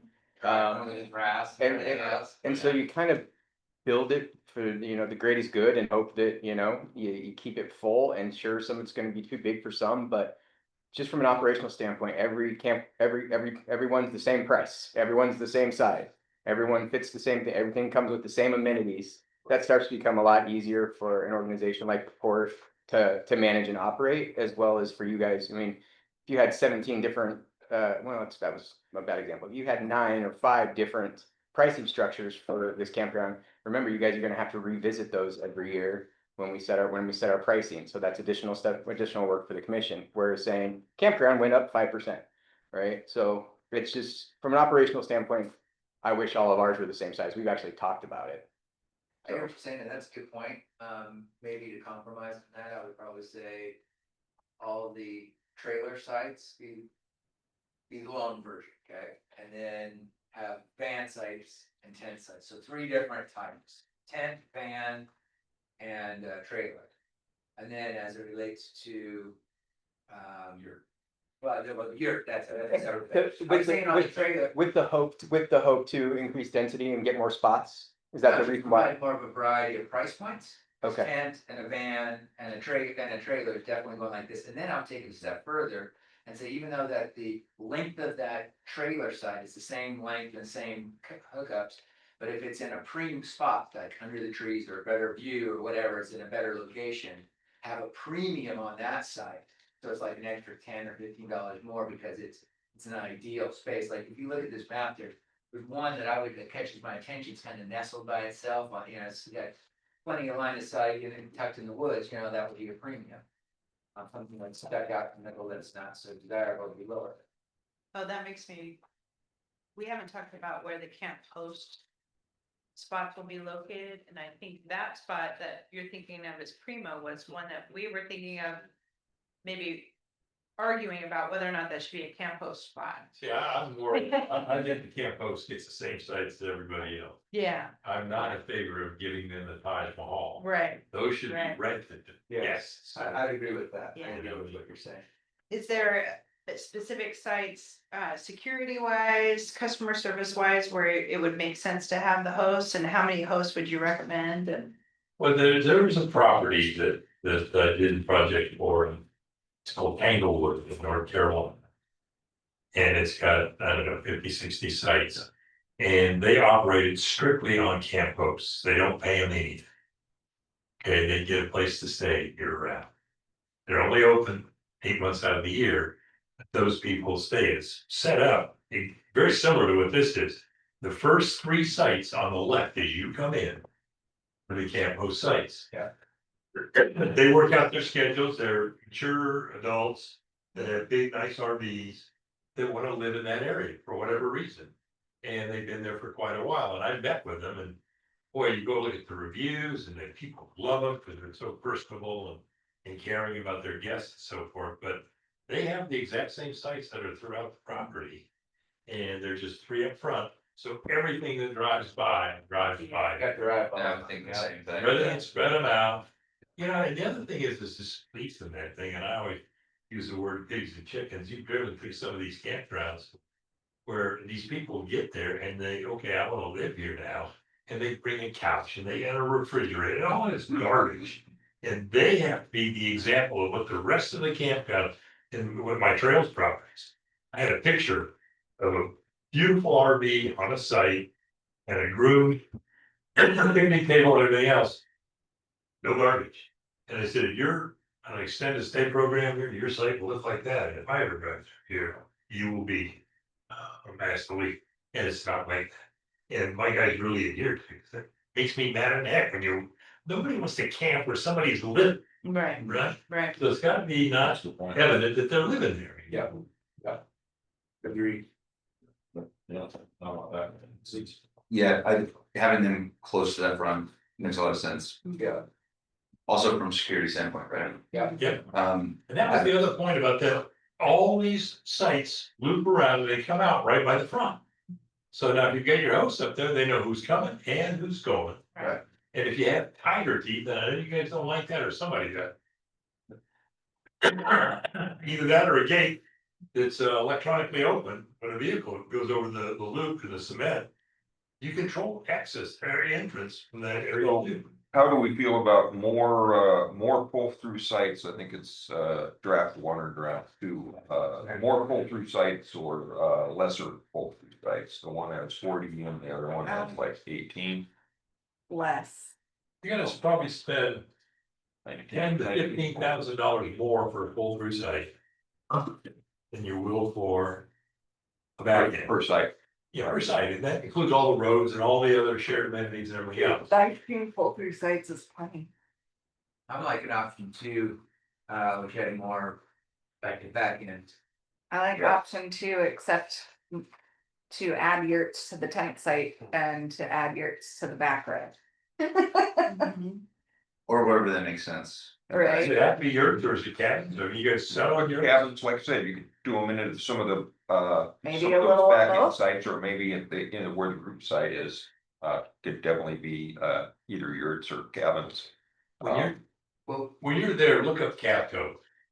So I'm sorry, They're a builder, you know who they are? say again. Didn't hear. Capco, CAVCO, probably the biggest park model builder in the United States out of Phoenix, but they have a plant in Eugene or somewhere over Mhm. here. Yep. And I've used them for 25 years. They'll give you great pricing.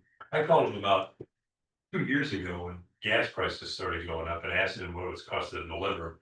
They were charging out of their Phoenix plants about $8 a mile to deliver an RV or a cottage or whatever you call it. Now, you get some of these deals where you put 2 on a frame, then they cut the frame when they get there, that saves you quite a bit of money. But I'll send you If we build and design so that there's the ability to add yurts or add park models versus designing that there's going to be a yurt in this spot, when we get down to final design and we really start crunching numbers here, we don't get to a spot where we go, well, we designed that to have a bunch of yurts and now we can't afford those yurts. And this wasn't exactly designed for to be a camping spot first. Now we need to adjust the design. We're a little bit working backwards against ourselves on that. I'm not saying that we couldn't just pull that and make it yurts, but I think we're future proofing ourselves a little bit by getting this infrastructure in place and then adding amenities as we see we can financially afford them, as well as they start to generate funds. Now, if it is one of those things where it's Jeremiah, it's yurts or nothing, okay, cool. As we get to final design and we start looking and really crunching the numbers here, yurts stay, what things do we start to lose so that we can get this campground built, and what moves into phase 2 or phase 3? I just don't want to see us design to something that when we get down to the numbers piece of it, that we go, why did we design for that? We can't afford it. One thing to think about too is when it comes to yurts or cabins, whatever, I think it needs to be part of the overall design and concept. There's a place called Bay Point in Coos Bay, which it's a new campground and all that, and it's an old lumber mill area, and they did a real good job with staying thematic for the architecture, even all the way down to the signposts, the sun. Yeah, they did a great job in design. It wasn't like they threw some stuff and then like, let's toss some yurts over there, and let's do some little mobile units over here. So it really made a difference, and it's really primo on how they turned out. They got Airstreams, which I'm not recommending we do anything complex like Airstream trailers on everything, even though they have those. But that's a nice property too. it is. They did a good job. We were offered the opportunity to manage it for them, and we declined it because just down the road, they had the Coos Bay Ocean Canyon side. And if we're managing our property and they're thinking we're sending them all of our gas stops, and I don't want. And one challenge with that property, it was an old mill site. There wasn't a lot of trees. It's a mud flat. Mud flat, but it was a mill site too. I think. Yeah. But anyhow, it's flat as all. they needed some other, that's one of the drawbacks, but if they're planting stuff, everything's like really keeping on them. We've at least got some trees on the property, but I would say that planting would be a big part. But you're gonna say, I'm sorry. I was gonna say, to your point, it feels like if we're gonna do something like yurts or cabins, something, it needs to be intentional and we need to decide on where that is instead of later on, let's figure out and put them in I there. agree. Or at least the shape and style, I mean, at the minimum, even if there's still a bit of flex in there, it's like if everything's got an angled roof. Cause that's gonna carry over to like the bathrooms, it's gonna carry over to the welcome thing. Location of that, right? I think in to the very first question that you asked us, who is this for? I think having the flexibility of yurts and tents and RVs that are pull through for the big giant ones as well as for the small ones, that allows us to basically have the entire gamut of potential campers. Because that is really like the amount, the kind of tourists that come through town is the entire gamut of tourists that come through town.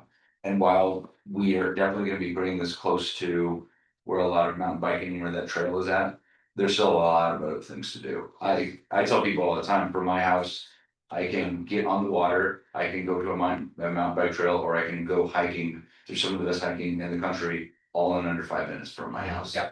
Right. Incredible kayaking right there. And so, there's gonna be a huge range of different people and different income levels, so I think that we'll need to have all four of those. So then you gotta decide if you're gonna do yurts, are you gonna provide livings? I mean, that's long Right, range. right. And what level of hospitality are you gonna bring to them? Right, but to continue on kind of what I was mentioning, like the entire range of folks, one of the things that I did notice is that we talked about a playground in here, but I don't see one over on the actual plans itself. And I'm thinking of the kids that would be coming as far as the family is concerned, and I own the arcade in town, so I see a whole bunch of different types of families and kids, and I can 100% see some of the kids being like, let's go mountain biking, and a couple of the other kids being like, I just wanna go on the swings and like ride the slide. So Right. they need something to do as well, cause not everyone's gonna be just doing that particular thing. Right. I saw a playground, but I didn't see it over here. I saw a cornhole, horseshoes, but I didn't see it over here. Well, we didn't put them on here, they're just, the corn shoes, the conversation and horseshoes are soft amenities, they don't Right. require a lot of work, they're not expensive to put in. Got it. So you add something for, But the playground specifically. playground is, and I mean, the great example of the one you guys have down there on the waterfront, Right, that's a beautiful playground. What did they cost you, 80,000, 100,000? We've had it for quite a while. It's not cheap. Let's pull it up and. I still feel like we'll need something there because something like that, cause. We'll have to move it. Yeah, they're pulling and moving down to the other one. I don't feel like we'll need something like that because the kids that are just gonna be sitting there. Or you need a playground, that's why it's on the list. Yeah. So. Yeah, One the thing thing I- is that's not on there, the group, chained off or closed off dog park area. One thing I'm Traveling with RVs, they wanna let their dog go get some exercise. And, It's the commercial TVD zone. yeah, there you go. It's all the thing. The one thing I saw that was checked off on the amenities that I don't know why it was, is the RV and boat storage. I mean, I know we talked about building an RV facility, but not on this property. I just think those are questions. These are questions. for There's them. another question marks next to those. How Well, I had a X on it. I was like, that's a first How many, one. how many fishermen do you think would come and camp here and get in their boat and stay here? Would you Well, blow up? Parker's not in the room, but Yeah, Barker's not. in the I'm room, but handling Parker and he'll say tons and A lot. tons, A fair amount. tons and tons, just So our because. little campground get blown up for that? Yeah, I don't know about blown up, but we get a fair amount of fishermen through there. Yeah. But they, if we have a large pull through, they could potentially get that in, For sure. yeah. In terms of, the campground meeting unmet demand in multiple different markets, and so during that Chinook, run, I could see most of those pull through sites being boats. I agree. And then the fish stop running and they all go home and then the RVs move back in, but I think we are gonna have to think You don't through want those. different user groups. You don't want those. Yeah. And we're gonna have people asking. Well, Why? yeah. Because they're unruly, they're hard to get in and out, and people are stealing stuff out of them, you got Yeah. gasoline, You got all these. Smells like fish. Well, yeah, add that, city, you need to put a fish thingy station on here, it's on the list, but we didn't check. I mean, So, and just something else, in a conversation that I had with Darren, and I won't hold him to this, and we shouldn't hold ourselves to this, but from a 1,000-foot view of Darren's experience of building in the gorge and the design as he sees it now of what they've proposed, right, based before, is very close to slightly over the budget that we have to build a campground. So I just want to keep that in mind as we start moving towards adding these additional amenities that we can, but it'll come at a cost in other places, or it'll push this out to where we put Genevieve on it and we start going for additional money through grants or But that's an issue, like, it's not. Also, financing I don't think becomes we should be limited by our current budget. Or you like- build it in phases. rebuilt in phases. I Yeah, it's just, just a like I matter of said, from a time. 1,000-foot view, But- right, not held to anything, But the this is pretty downside close is to a phase 3 to is 4 the million. fact that you phase it, then it becomes more expensive. It's cheaper Can be. overall to do it all at once if you can. All the utilities, for sure. All the utilities and everything. All the utilities go on the ground, we suggest that goes in on day one. Right. Some of the other stuff you can add down the road. Mhm. But you don't wanna have to come out with But excavators and. but we can economize to some degree by not doing all pull-through sites or half of pull-through sites. If we do, 20 pull-through for, what is it, 20 19. pull-through sites, 19 instead of 40.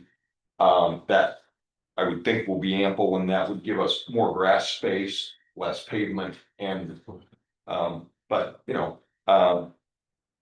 and make our money go over.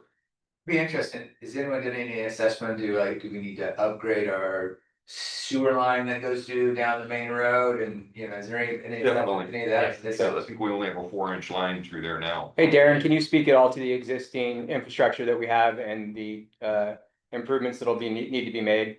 I believe that the sewer line is an existing 8-inch gravity line that runs from Cramblett down to the end of the existing cul-de-sac. The capacity for that is more than sufficient for the campground. Many of the city's main line, sewer trunk lines within the city are 8-inch, so there shouldn't be a problem with capacity there. I think, and I forgot exactly the size of the water. I wanted to say it's an 8-inch line as well on the south side of the road. And again, it should be adequate to provide water service to the RV park as it's designed. The storm drain actually runs out to the northeast or towards the inlet. And depending upon where you're at on the storm line, it varies between 24 inches and 12 inches in diameter. Again, sufficient for the existing, at least on the surface. But, we need to dig in deeper, but there's not really any major lacking that I could see on a cursory level. On an average, you need about 80 to 100 gallons per site per day. Which is actually about a third of what a typical household requires. Yeah, exactly, it's 400 per house. So. Okay. Yeah, your 80 spaces is equivalent to about 20 or 30 homes. Okay. Residential equivalents.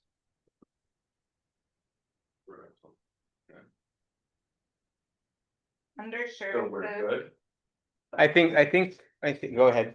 I just had a quick question looking at the different amenities and stuff. Under services, there's one called select site. What does that mean? What's it called? Select site. Well, then those could be sites that have site patios on them. The picnic on a patio. It's like a premium site, like he was saying or something. Oh, okay, sorry. So I think, And, we can talk EV because that's coming. And I mean, they just announced that they created an RV that'll get 400 miles on batteries. So it's coming this way. So you gotta think about that. And then how do you, a lot of these people bringing these Teslas in and plugging them into their pedestal. And they're not being charged for meter for electricity. So we really gotta be able to separate a guy that's abusing the system as opposed to using it properly. And Say so? Nope, but how are we feeling on time standpoint as far as us moving through this? Everybody feeling good? We're still in it? Perfect. Just want to make sure that somebody says we got it. So I was making sure that we weren't getting to a spot where we were trying to wrap up. I know that design by committee can always be sort of a difficult thing. So I want to make sure that when Not we, this committee. right, but I want to make sure that when we leave, that each one of you has the opportunity to leave them with the things that were the most important to you to see in sort of the final design, knowing that we could keep sort of bringing this back to this committee multiple times and get down to it, but that becomes a pretty expensive endeavor. So we're going to shoot for the best to get it on this one, knowing that maybe potentially we don't. We have to have you guys back out again, extend the scope. That's just maybe how it goes. But definitely want to leave tonight with you guys having the opportunity to say that to them.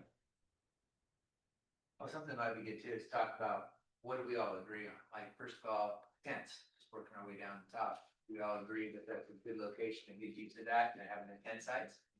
I feel like yurts or cabins might be better utilized there. I don't know. I'm still of the mindset that the primitive camping and tents can go down the road too. Except we have absolutely no infrastructure down there, and it's $1.5 million to get actual water and sewer. Well, that's why Yeah, that's like- primitive camping. Yeah, we have. No service. They would just have like a head. Dry, yeah, dry camp. Dry camping, but Well, maybe that instead of tents down there, maybe that's on that circle, maybe that's fanned out with van parking instead, maybe that, because there's no van sites at this That's point. what we originally had, What do you guys think of that?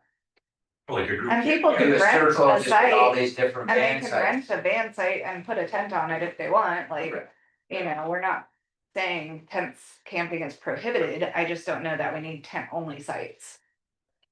I agree with you. I think Yeah, that yeah, that's a very. Most places will rent you that site. It would also can have- take a vehicle. A couple cars on it and a couple tents, I don't care. yeah, okay, yeah, that's, But I don't think we need group camping like down the road when we wanna do the primitive site at the end of the road or whatever, if that's a thing, then we can do that, but I don't know that we need a big group camping site. think, like I said, the van sites be great, have short, 20 birds or whatever for the van site. And you can throw out a tent. And that would be a place you could put Let's- your. Yeah, that's a good point. Let's talk about that, because actually love the idea of the group site. Having gone with a lot of different groups, all over the place, like having that group site where it's easy for everyone to kind of park and have everyone together has always been something that, like, whenever I go with a big group of people, like, we've always wanted something like that. Well, So whenever I saw that, I immediately was like, oh, okay, we do a Memorial Day camping trip every single year at Detroit Lake. And we get the group site. And it's actually super great because it's a whole bunch of families, everyone goes out there, plays, we get on the river or on the water, and then because it's all there, it's everything that we need, it's super convenient. So I like the idea of a group site. But I would love to hear more about this van site that you're talking about. Well, if you can imagine this loop section that's on there, kind of make it a little bit oblong a little bit, and then off of that, you would have Like a spokes. spokes coming off of it, spokes coming 20 off foot. of it. Yeah, as you were making. 20 foot your spots. stuff like coming right off, so you could potentially have a group. Just, I'm gonna take all 10 sites, Right. reserve all 10 sites, and that becomes your kind of deal. And then to the point Mike was making is that if someone wants to put a tent on it, so be it, but the idea is that on that site has power monument, a dump station. Or a dump. Everything else. Has Well, everything else. it feels like every one of these sites, if someone wanted to put a tent on it. Correct. But it's smaller in length, it's to accommodate, and maybe it's 25 foot deep. Right. That could be one, and the other idea is too, is if we wanna, really do a.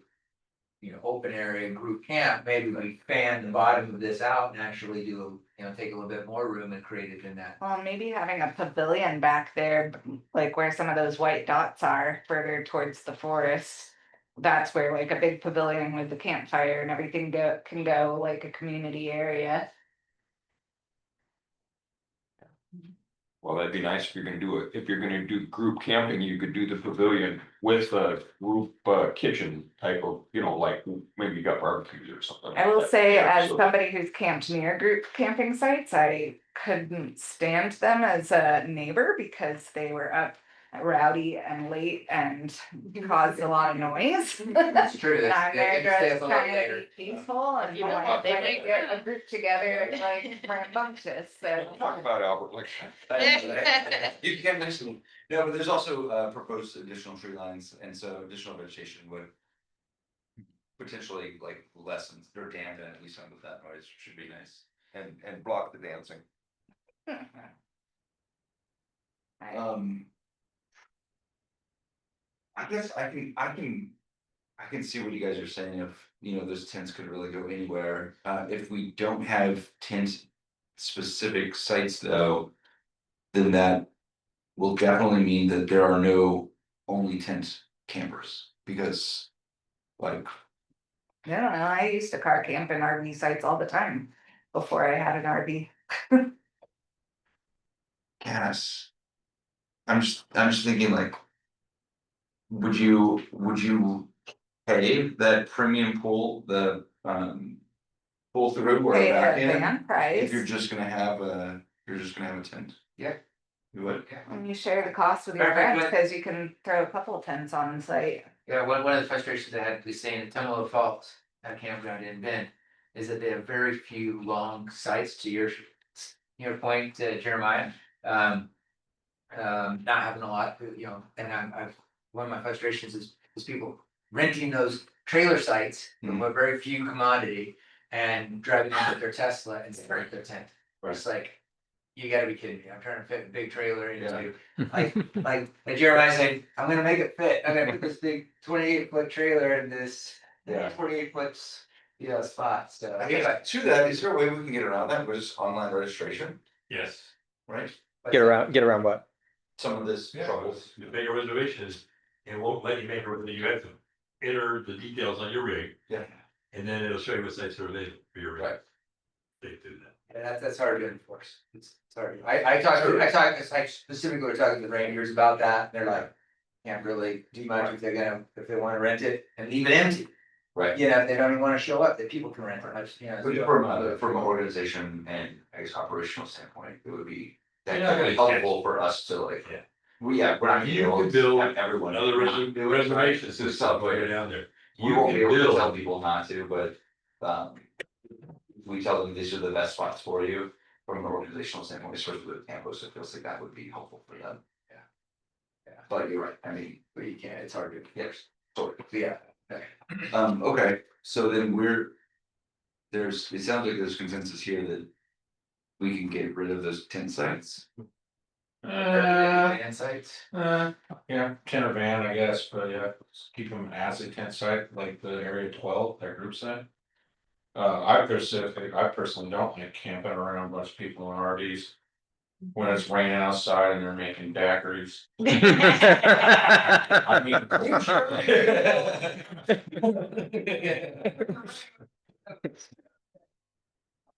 But if there's a pavilion there, you can Yeah, something like that. run under the cover And and plus, go by that the won't fire. affect the cost of like, that won't affect the budget either, if we got campsites as well. We'll And make more revenue. if there's mountain biking and you don't have an RV, like I won't have an RV till they start driving themselves. And so, I mean, I won't have like like the the option, start paying for like, it, so. yeah. yeah, that's better said. So you do like the idea of keeping tent sites? Yeah, and I mean, if it's a band site, that's like civic area, that's for like, kind of just. Like. I think it could be like a van camping style, slash like a little tents. bit away from it all.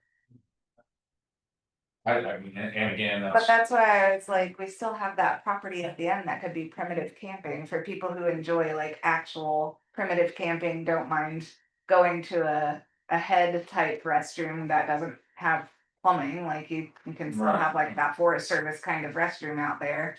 And have tent camping without disrupting the environment down the road. Sure.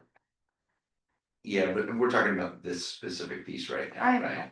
That's why I said I'm a proponent of not having tents at this one specific tent sites, tents are welcome to set up, just, we can accommodate tents down the road in a So different way. hypothetically, how many, if we were gonna do, say, band sites on that little turnaround where the group camping is, hypothetically, how many? You could expand that. Say goal, but then- 25 foot deep, Well, like it sounded like they talked about it earlier, so they might have info on this. shooting out like, He's you know, doing that. in Lake. like spurs on the, off of that. Circle. So van sites, you won't have to have hookups or anything like that, probably parking. That's like, would there be effects? What's, I would say van sites would at least want electricity, if you maybe had, not full sewer. if you had camping out there in tents, Yeah, narrow. do you think you would see PCT hikers?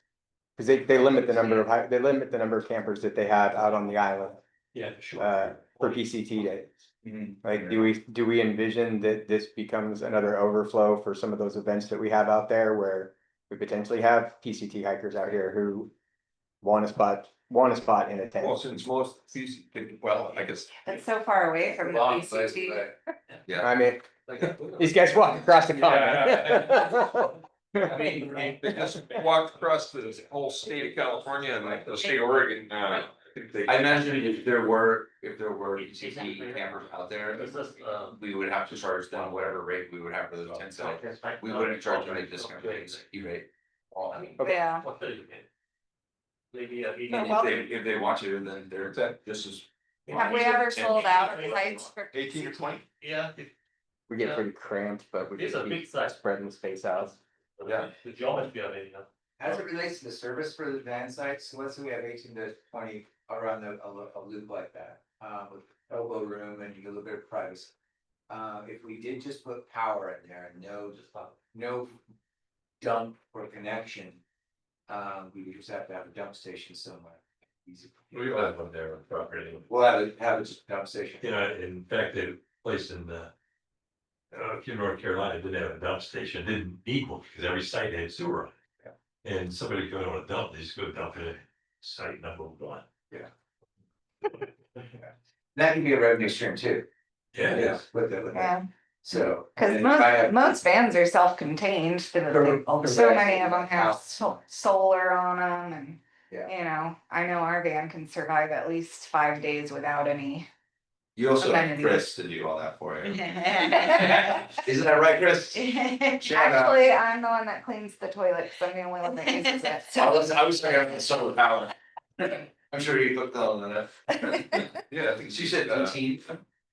18 to 20. I kind of like that idea, I mean, Be I'm kinda nice. putting those, and that's something, one of those. Those would be conducive to if you wanted to plop in a couple cabins, a few cabins in at the end of those sites, I mean, if there's that many. I was also thinking, the other thing that we kind of need in the center of that cul-de-sac is that communal tent, or that communal fire Right. cover. Yeah. Like in the center of that. If you suggest. Yeah. And then if we don't put in plumbing, other than water and say electricity, then all of a sudden those sites are a lot less expensive. Right. Yeah. Plumbing it in. Is Right. that fair? Well, if you're running electricity and you can run sewer too.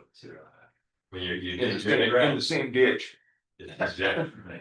yeah, and as long as you're doing it, that, yeah, I mean, we camp at Oh, we need a lift station. to get us skate over parks there. where the only amenity really is water at the end of the site, and it's like every other site has just a water thing that you can use to rinse out and whatever. It's for like tents, and they have RVs and vans, but it's primitive and Water spots. yeah, just water spouts. Like, do vans really need electricity? These days, I mean, I don't know, I know I'm a member of all these sprinter groups that have these fancy vans that can run they don't have generators or anything, they just have battery power and can literally like run microwaves and blenders off of their battery. Yeah. You know, try individually. If we don't run electricity out there, it doesn't affect the budget, right? 18 spots out there for vans without, like costing us. Well, we would still put water out there at least. I think having some kind of water access. Like you said, the spout. I think it's not shorter, Easy to. the shorter, say the 25 foot sites, and more sites there for the smaller vehicles, the vans or the people who have the rooftop rooftop tents on top of their Subaru. And little pickups, you know, that'd be great for that type of, So it sounds like we'll be. Moving 12 to actually be a van. Flash. Yeah, ten. or, yeah. Van slash tent slash You typically, closer. do something like 40 feet deep, rather than 25. And they're on spokes, so the further back you get, the further apart they are. Right, yeah, right. I like, Yeah, kind of I like that idea. I Now, like that idea. so tents would still be available, still sprinkled in there. No, that No, they do. you just use a van. Yeah, this is what I'm saying, it's like you would still be usable, Yeah, throw a tent out. You pull up your geo with a. Well, a lot of the stuff that I look at, I do get rates and so forth when I visit property. Right. There is no accommodation made for a tent. Some of them do have tent sites and they're cheaper. When you drive through the property, you identify them, they look tough, you know. or Yeah, rough. it's just a bare piece of ground. But otherwise, they'll allow you to bring a tent in, but you're gonna pay the going rate. Yeah, that's fair. Now, I think moving on to the next topic, just that I think we covered on, that I think would be good for us to talk about is increasing the number of bathroom units, bathroom shower to a minimum of 3.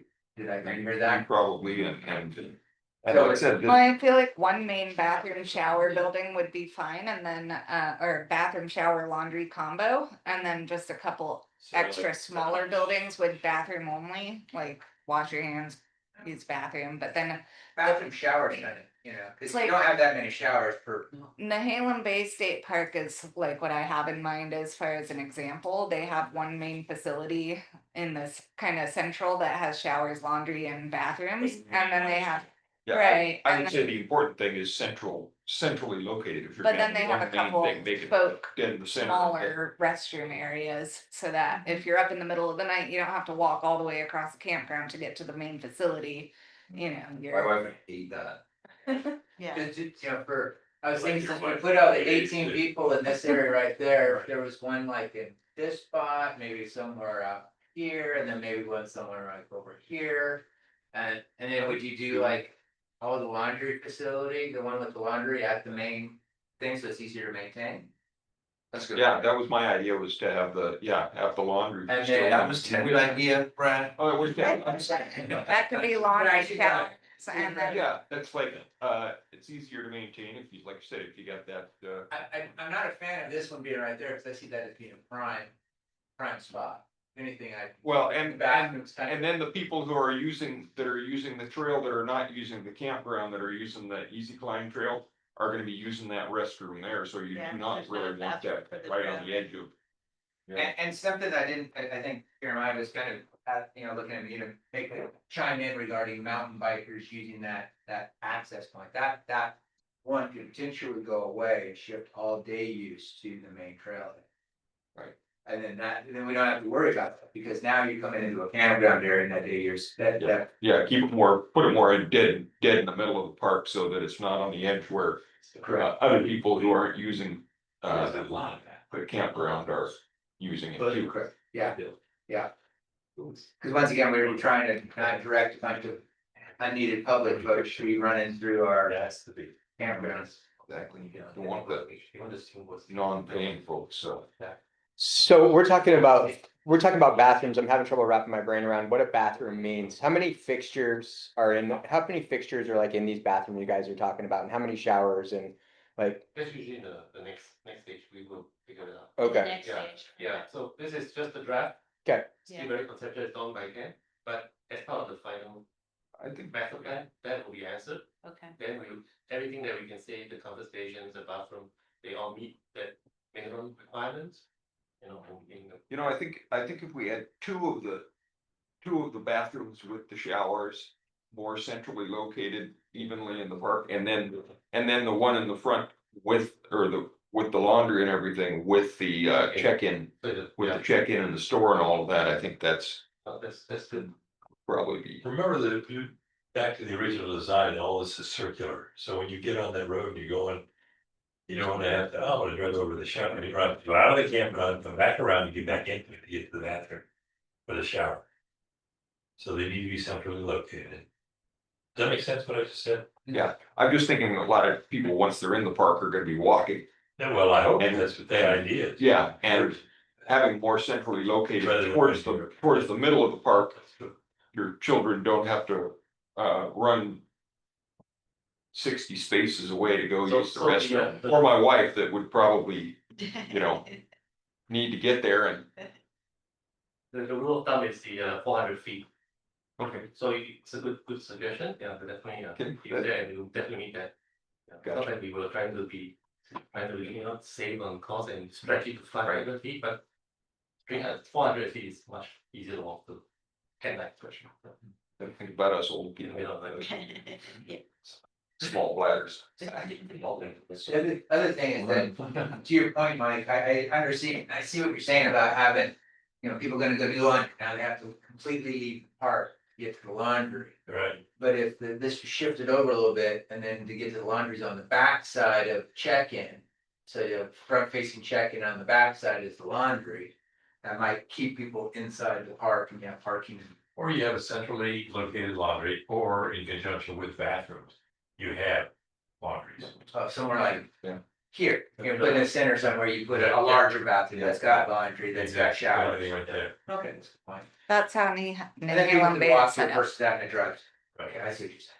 Good Would point. there be, The one you have to do it. you guys might have touched on this while I was going to the bathroom. You know, laundry, you know, But the check-in, will there be restrooms there? Yes, there will be. There will be, okay, so restrooms at the check-in, and then where did you mention, I saw laundry in the middle, Yeah, do you mind doing that again, sorry? yeah, laundry, a bigger bathroom that's got laundry, showers and bathrooms, somewhere in the center area, so it's, Okay. within Yeah. 400 feet-ish. So since you're gonna get like 18 or 20 guys out there, Mm-hmm. so maybe when help.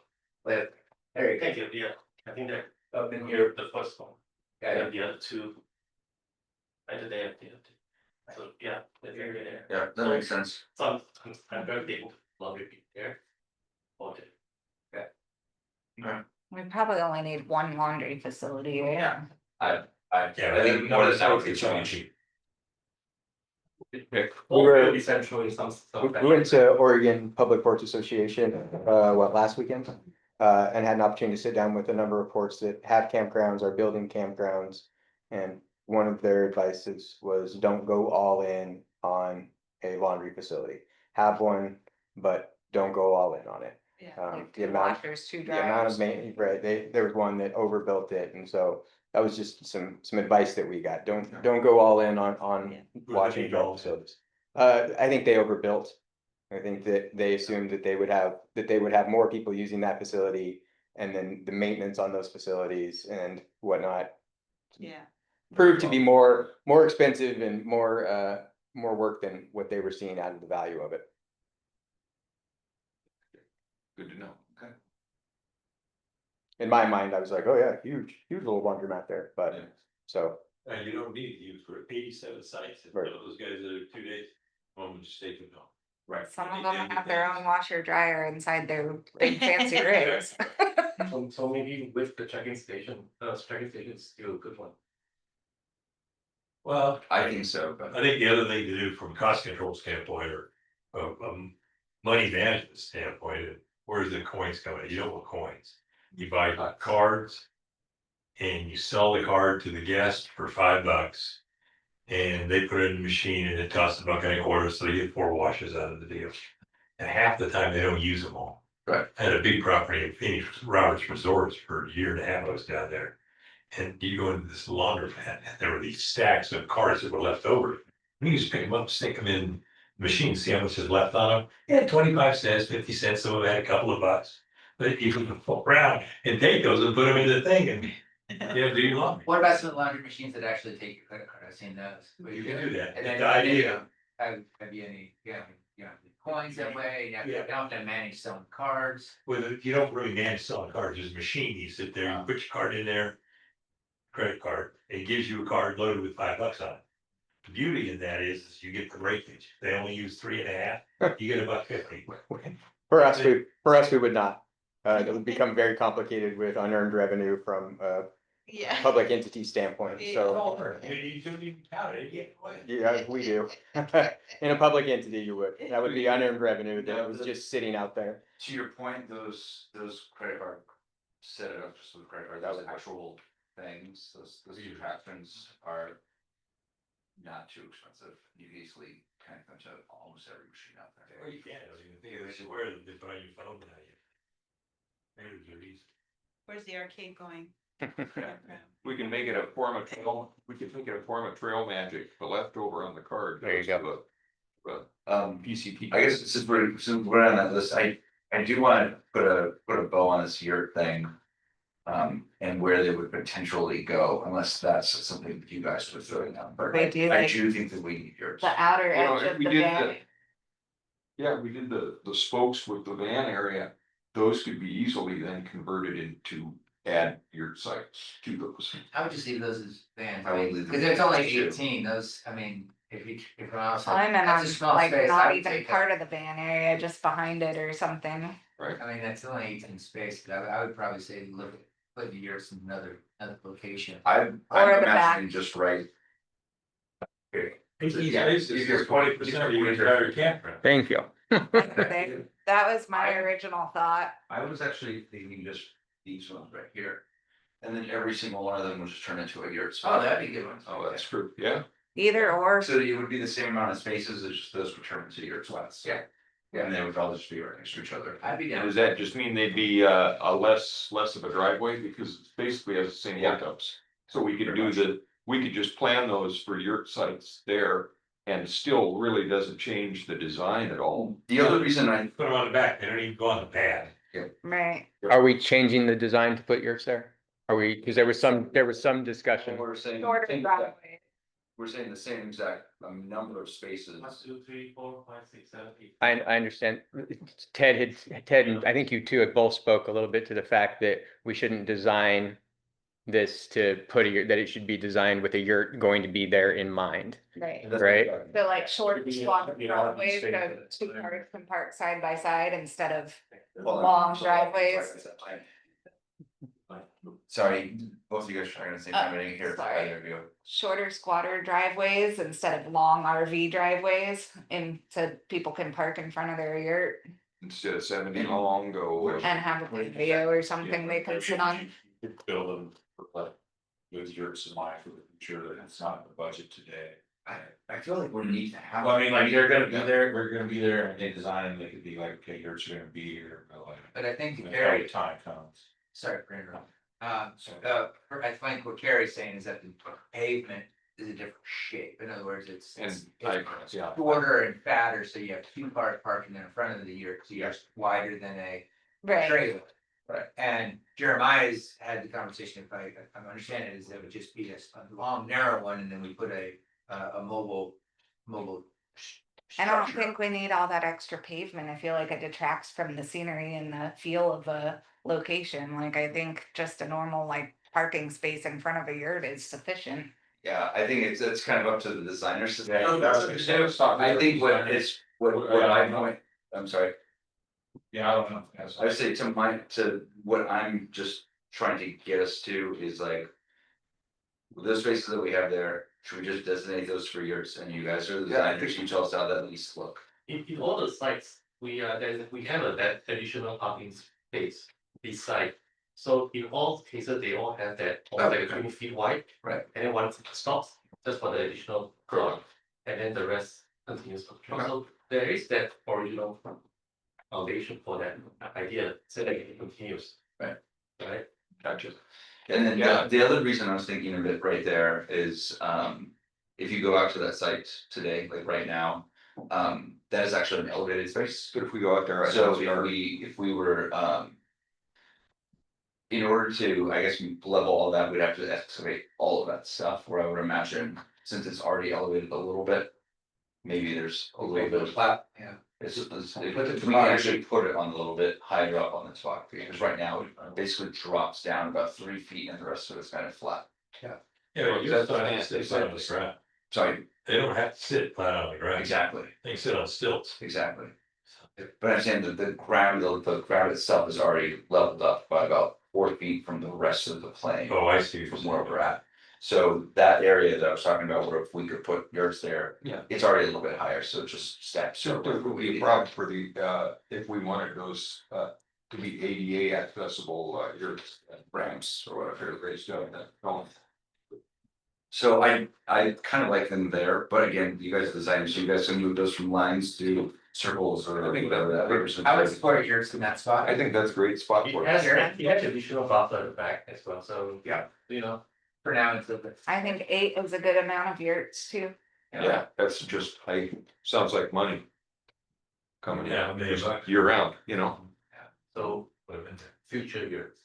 It's like, Well, are we talking future or are we talking about when it goes in?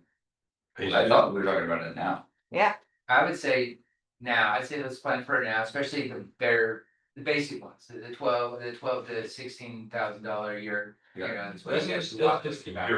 you got a little platform to put on it.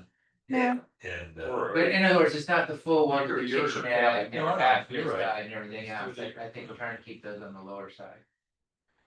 Yeah. Say either a yurt or a cabin, just we depending. could always upgrade the But- cabin down. budget? Well, just for the budget consideration, I don't know how much of a difference it'll make, but we can use the state, the state's collective purchasing agreement, you know, so we could buy the same yurts that the state park uses with their negotiated prices, so that might be able to save us government pricing for your. You never know on We that, all but need- yeah. We all need to take a road trip down to Cottage Grove to see Pacific Yurts. Yeah. That's where the main manufacturer of yurts in the Northwest Let's go, is. load up. Yeah, so this prices range from 8 to 17,000. Yeah, you got 12.5 for a 16-foot yurt. So yeah, And that's just for the yurt, that's all you get is the skin, the roof, the light, you know. But not the foundation or any of the other No, stuff, the electrical or that's any of exactly that. right. Yeah. It's fine. We'll figure it out. Yeah. And I think, just for clarification, I think we decided that, based on voting for this, that we get rid of the public access point. And the public access is the main trailhead, so this becomes just focused on RV. Is everyone kind of aligned with that same thought? you're saying no public access to, Not, right now, there's current public access parking, right, and then we wouldn't do that anymore. oh, right, And we would just force everybody to go to the main one, which is up the north end. right, And that helps keep just general public from getting into our right, RV, because that's supposed to be our gatekeeper right here. right. But if you've got a gate, yeah. Yeah, gatekeeper, but yet it's public access to get here, and if we're having a trailhead there, that's not good. But there would still be that immediate drop in into Easy Yeah, Line. because you'd Like- still have, because all the campers would have access to get in there, so yeah, so it'd be a camper access. Because there's a drop in right there. yeah, that's Yeah. probably. Yeah, there's a drop in on Easy Line right there, so that one says the same. Yeah, but It's a future dock. we don't need it, is the point I'm saying. Yeah, you. Yeah, that would be nice. There, but are. Well, but I'm saying, we don't need One the there and trailhead. then one again. and- Oh, yeah. That's what I'm saying, we don't need the I trailhead. know, yeah. There's no public entrance there, yeah, that makes sense. It's not. Knowing It's always. that Well, and that can be there a would selling be a point potential for problem the right there, park and itself, I actually did that. having trail private the other day, access. Which is I don't- super fun, by the way. That's what I do every day. There's some very skinny Right. parts, is it Right. directional, we need to change like Good. one way? That Well, was take the it direction, that gate right there. Yeah. There's some very, very Stack skinny years spots. So it may be an. Um, Is there a way to start? Trails that are. It's like- I think we are, I think we are, I I'm think we getting are, I think tired. we've honed in on where we're headed. We got the eight yurt sites, we got the, getting rid of the public access point there, we got, the, camping sites or The the van sites, sites. the van sites with spokes off of the turnaround there. A pavilion in the middle. Or we got a pavilion, Yes. we talked about the shower. Moving the location of some of those showers and bathrooms. Two of them, I think, got two of them, something like that, so. I think that's it, I think. Well, The sign or the check in at the front, I know you all like it, but you see that potentially being a bottleneck situation with You know, we should check in and everything, you got you got Bear Mountain frame right there. You got the stacking site to You have to help stack it, and stay, so, Yeah. and then they'll have to walk back. now that I know So what that the was kind stacking of site fun, is. stacking. Yeah. Do you have any individual questions for commissioners? Someone suggested a covered fire pit.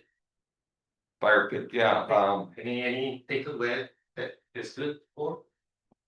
fire pit, you could put the fire pit in the middle of, The van, where that 13, where 13 is the circle in the middle of the turnaround, you could put a pavilion and a fire pit right there. Right next to the pavilion. or under the pavilion, and if you put a like hole in the roof for the heat to escape. Well, that's what I'm thinking about, the pavilion is like this with the fire pit dead in the middle and metal. So metal people can stacks. hang out in the fire pit, Yep, when pouring it's down raining and rain, you're stuff. hanging out in the fire pit and, I'm gonna be building one of those this winter. Winter camping. In our yard. $87 million for the pavilion already. 87 spots gonna fill it all summer long, you think? We'll get some information back on the market analysis that'll help with some of that. What's our campground right now? And we were going, with, No, but it's like rent out during summertime, like 95%. Oh, yeah. During the summer. were we going with, number two, the lesser, pull-through sites? The, Yeah, well, they're both like 87 sites, right? Well, the total is 87 sites, but how many are pull through and how many back in? Yes. Right. we want the 19 pull-through sites or the 40 pull-through sites? 19. 19, yeah. I think I was saving this money, less asphalt, also more green space. Yep, And yep, at 18 more sites. So that makes it Yeah. 100. the 19 pull-through sites, yep. The van. We're saving money there and we're spending it on yurts. Yeah, but, Yours. yeah. We'd be making more money on the pull-through sites. Right? So the amount of money to make it now versus how much we'd be able to make over a period of time, I think that's why we need a market analysis. I mean, this, to a certain degree, this is gonna feed the market analysis, right? I mean, otherwise you have to do it twice. We have to do a market analysis for both versions of this. Okay. But I mean, could you give us some back of the napkin math of, hey, if we had 40 pull-throughs at this rate versus 19 at this rate? And we Yeah, well, pulled it for well, 7 part of years your- at a time. Part of your pro forma that we'll get, we'll have rates built in there for both. Okay. We'll have occupancies built in for both. Yes. Based on what I've observed so far. Mhm. So. Yes, the short answer is yes. So I've heard the main thing with the pull-through sites is some people should never back their trailer in because they don't know how. So we could offer a concierge parking for, a guy on. like, Yes. The trash. Pay money for that. Alan, Somebody would take the wheel And I'm and sure- parkway. I would pay money for I'm that. sure my neighbor Alan, who was a trucker for 40 years. Yeah. Would be happy to be our concierge parker. That'd be for- awesome. We need to done. We'll park him, call him up and he'll be there in a minute and you Yeah. park your trailer for $10. Great. Now, one thing to note too, I'm looking at the option one versus the option two. I know we're just talking about pull-ins versus back-ends, is that there's a whole extra road that's added. I don't know if you noticed that in detail. That's what we're talking about, you save the asphalt. but- Yeah, well, exactly. I mean, but I think, this to me, even though we got extra room, this reminds me of parking. It's more fun. I'm never excited about camping in a parking spot. When you look at the other version, when it goes back to the other one, Right. yeah. Yes, Yep. Greenbelt. Yeah. I'll talk to Alan. He might be happy to be our on-call concierge parker for the No, trailers. that's a good point, cause like. I'm having too much asphalt, right? But my question was just trying to understand the numbers though, is like. If we're gonna save, a couple $1,000 by having fewer pull-throughs, is that really gonna be worth it at the end whenever we But charge more? What about the demand? Like, are we gonna really have that much demand for pull-throughs versus back-ends too? If that's the only thing available, I'm sure a lot of people will take it. Yeah, they will. That's all that's available, they'll take it. Yeah. And again, going back to the audience, I think you're trying to cater to, I don't think you're gonna get a lot of those 42 footers coming in there. For any length of time. You'd be there for a day or two. Right. You guys have a better sense, you operate, do you have access to the data on? We do, but we have a height restriction that to get into our campground that really limits Sure. it. What about Belmos? You can't see any of their data? Mm. Oh, you can? That should be that public. Who owns that? State? I'm not sure. It's a public campground or Which private one? camp. I mean, if it's owned by a public entity, then sure, you could do a FOIA request on it. Which campground? Yeah, which one are you talking? Well, there's, the one starts with a V. Biento. Biento. And it's associated with the other one that starts with an M. On that. Yes. Okay, so you're talking state campground, so. There, so you have access to any of that data. I mean, we could ask for it, I assume, Yeah. whether they'd give it to us, not sure. I mean, you could demand it. Doesn't have that big of sites, doesn't. Who That's did not it? what I drove to. Yeah. Yeah, I mean, it's Super small. it's a different But campground. there's, It's like why- I know what their occupancy is. In the summer, it'll sure make our models a hell of a lot cleaner. We know what these other guys are doing. Sure, I mean, I'm guessing, I know what it was basically on the Monday, Tuesday and Wednesday that I drove through, Yeah. Well, I don't think we'll be able to get, I think you were originally saying, trying to validate, the class A's part, we won't be able to get that. just occupancy in general. Yeah. Cause I can back into the number of sites and so forth. Yeah. And come up with some numbers. Yeah. But if I know that their overall occupancy is 60% or 70 or 80%.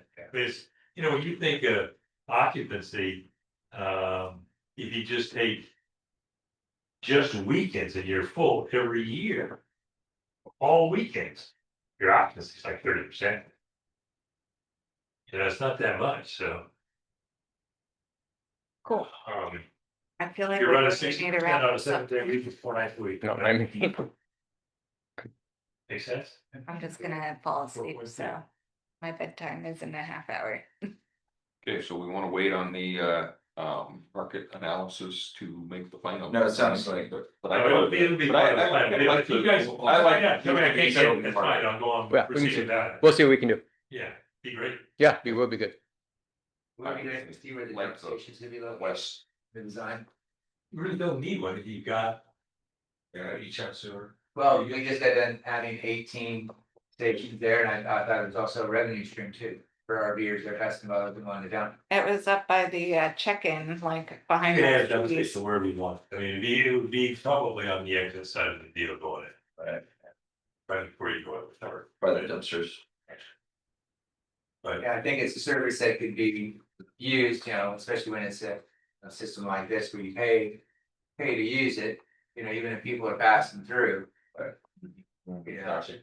Yeah. good idea.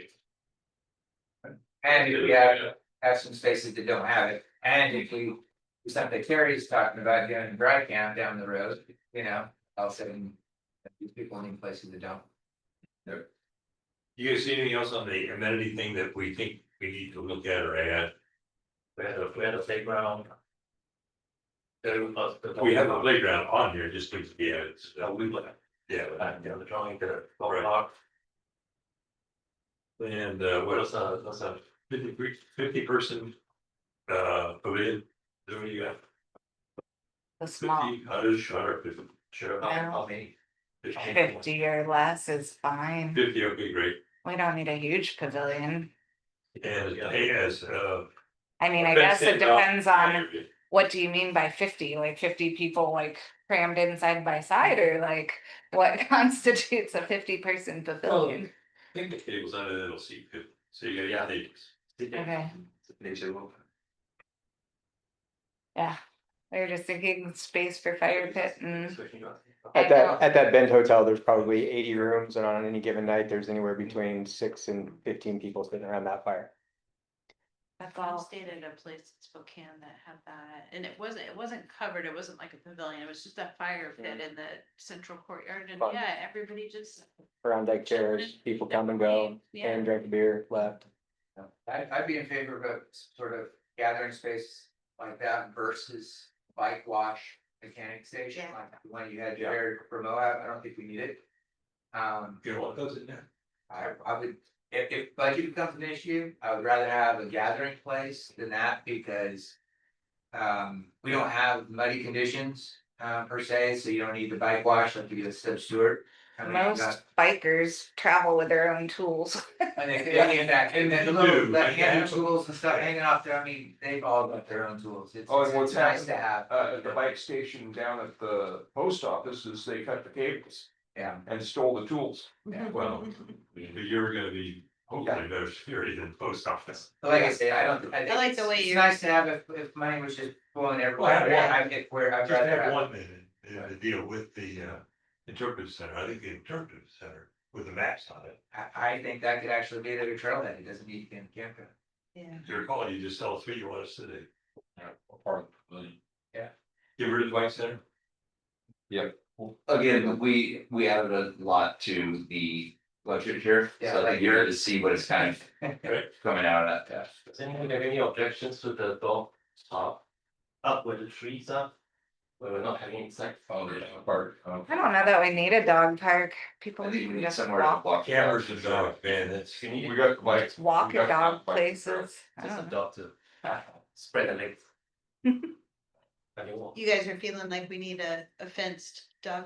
You have a dog, Potty anybody here have dogs? What about if we did You something? go camping with your dog? What's that? You go camping with your dog? The dog run. Yes. I do. I go camping with 2 dogs and I've never camped at a place with a dog park and never felt like I needed one. When I say dog park, it's just a fenced in area where you get your dog. And you can let them off leash. Yeah, my It dog, doesn't have to have. yeah, my dog doesn't play well with others. Small. We just keep them on leash and walk them around the On an campground. operational side, that scares me more than. What's that? And is I that, mean, having and is that a the liability if you have two dogs dogs, off leash. 2 dogs in the off leash area and one That could cat's the increase other one? insurance issues Sorry, too. you say that again? I don't, just like worried about managing a space with dogs off leash. If it's a want, not a need, Okay. I would toss that Okay. personally, but I'm not a Me too. commissioner. So I don't Yeah. speak like one. Input is good. I was thinking about if we did do a dog, an enclosed dog area and a separate area for. Yeah, say, maybe a over there. Playground area, in other words, take a little All bit more section. space. Are we talking about taking some of that space right now as part of this deal? That's the dog park. I mean, Jerry, whether We designate as a dog park or not, I can guarantee people will be walking their dog over there. Oh, they certainly will want to Absolutely. That's fine. That's not They trouble. currently do. Well, I guess the question is, do we want a fenced in area for dogs? I don't think it's needed. I think it's a nice to have, but it's not a necessity. Like a pavilion and a gathering We'll just- space is a we'll just take one necessity. shawl, but I like a- understand they have a- So it's a necessity to you. It's different from traditional, well, from other people, Yeah, you know? I mean, I don't have dogs, so it wouldn't bother me if you had one or not, but just seeing what everybody's doing in this industry and how many of them have dog parks, Yeah. all their campgrounds, when you see the amenity, one of these things like this, is we go through every campground. Yes, you'll see 95% of them have dog parks. Even the KOA does. really? I like fence and. Okay. It's a fence, Okay, you know, it's a 4-foot fence, it's by 12 feet by 20 feet. okay. Yeah. Sure we can find a Sorry, sorry Dax. TBD Yeah, that's right. on the TBD.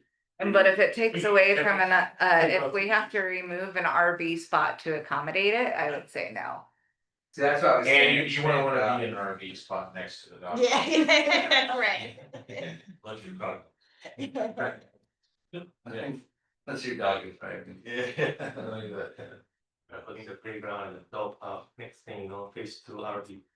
That is what we are. No, I mean, I can see a lot of amenities as part of a phase 2. I mean. You need to have more even- than. Yeah, Yeah. I mean, even just going back to the KOA in Warrenton, like the big group area where they're barbecue stoves.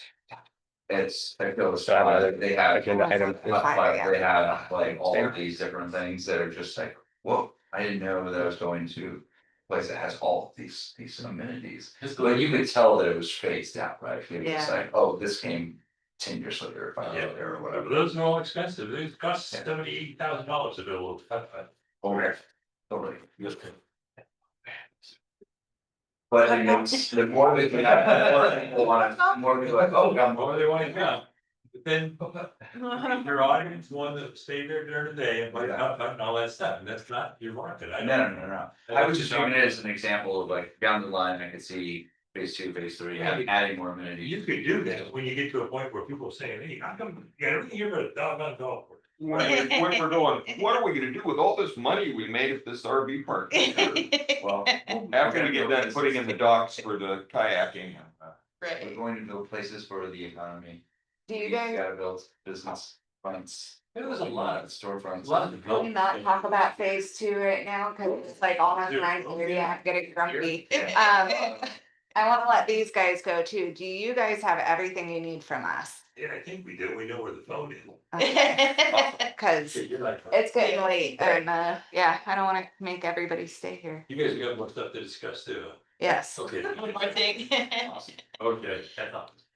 Thanks, guys. Sorry, I don't mean to be grumpy or abrupt. This is your meeting. Understandable.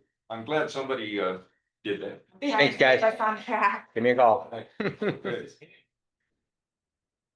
Thank you. Thank you very much. Super tired from being out in Boardman out in the field all day. Thank you, Mike and Marvin, that was cool. You bet. Yeah, thanks for your support. This is awesome. We did the inputs.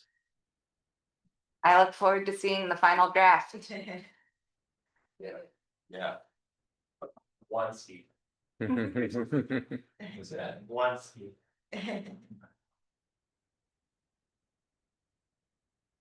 Don't forget Papa. You wanna dive in? No, Papa. Pretty quickly. Yeah. Phase 3. Want to call our next agenda item, Brad? Okey doke, thanks for your Next time. agenda item. Yeah. Take care, drive safe. Yes, next agenda item. Is, Thank you, guys. I got it here somewhere. Oh, yes, here we go. Events work with position 1. We have a seasonal seasonal events worker position.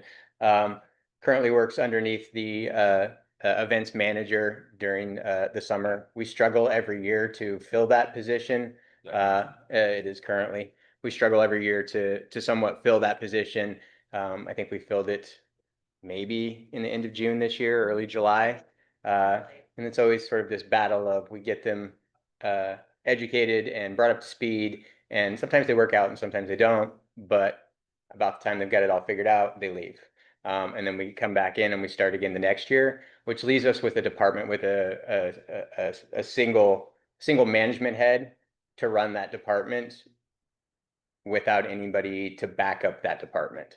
So if Janetta were to have 3 weddings in the park some afternoon and she were to get sick, right, there's no one to step in that knows that department at that capacity. We eventually see the events events worker 1 position being able to do that. At this point, it would maintain many of the same duties that they currently have. So it'd be setting up, it'd be taking down, there'll be some interfacing with the public. They also do just general maintenance things as well. This was not budgeted for, so this will require a budget adjustment. At the next meeting, I will bring you guys, A full-time year-round. this moves to a full-time year-round position. Scope of work to support winter. We do. We have enough scope of work to support winter activities. If you look at the potential that we need to have an events worker 1 position, be able to fill in as the head of that department when the head of that department is out, either on vacation or sick, or if that person were to go away, right? We need someone to be able to step up and understand it. At every capacity, we could do that. If I were to go, Genevieve could step up. If Parker were to go, I've filled the operational role before. If John were to go, we'd be fine because Alfonso can step up into that position. At the bridge, the overlap that we have throughout the organization exists that allows not any one person to be a missing piece, and for there not to be currently in the events position, that really is a solo position. So we really want to bring someone up to speed that can understand that department and hopefully expand that department. as we start to move into what we're going to be doing with house 3 and longer event rentals there. The capital investment projects that we're doing this year with new doors on the pavilion, there's an opportunity to keep that person busy helping with some of those projects. It also moves the head of the department in a position, and you can speak to this a little more, that she reports to you, but puts her in a position to now focus on some of the things that she would like to do within that department. We've not done as much as we could potentially do in the marketing portion of that. We've not done as much as we could necessarily do in the price and structuring and business model of that as we could do. It's very much like, well, a wedding's coming and I'm booking that next wedding, and all of a sudden we're booking for 2 years out and it's 3 years out, and I'm setting them up and I'm taking them down. And I hired this person, but they left this summer, and it's this particular entity in our book of business is one that isn't being allowed to be fully developed because there's nobody to step in behind and take on some of that work. So One thing go we've ahead. noticed this past summer, and increasingly with frankly more excitement about Cascade Locks, the weekday events are ticking up. And these are for like group meetings and things like this that, you know, Janetta is working through the weekend on weddings, but now we've got a conference or a meeting coming in Monday, Tuesday, which is her normal day off. This staff person could handle meetings, other sort of conference type events and things like that that happen generally on the weekdays. And Janetta can have a day off or two in a row. Right. So, but if they're full-time and I don't see any numbers on this, like So- what's it gonna cost and do we have it in our budget? So it's currently not in the budget. It would require a budget adjustment. So Do we have extra money in the budget to support it? we have additional money that we could bring over from contingency to support this position.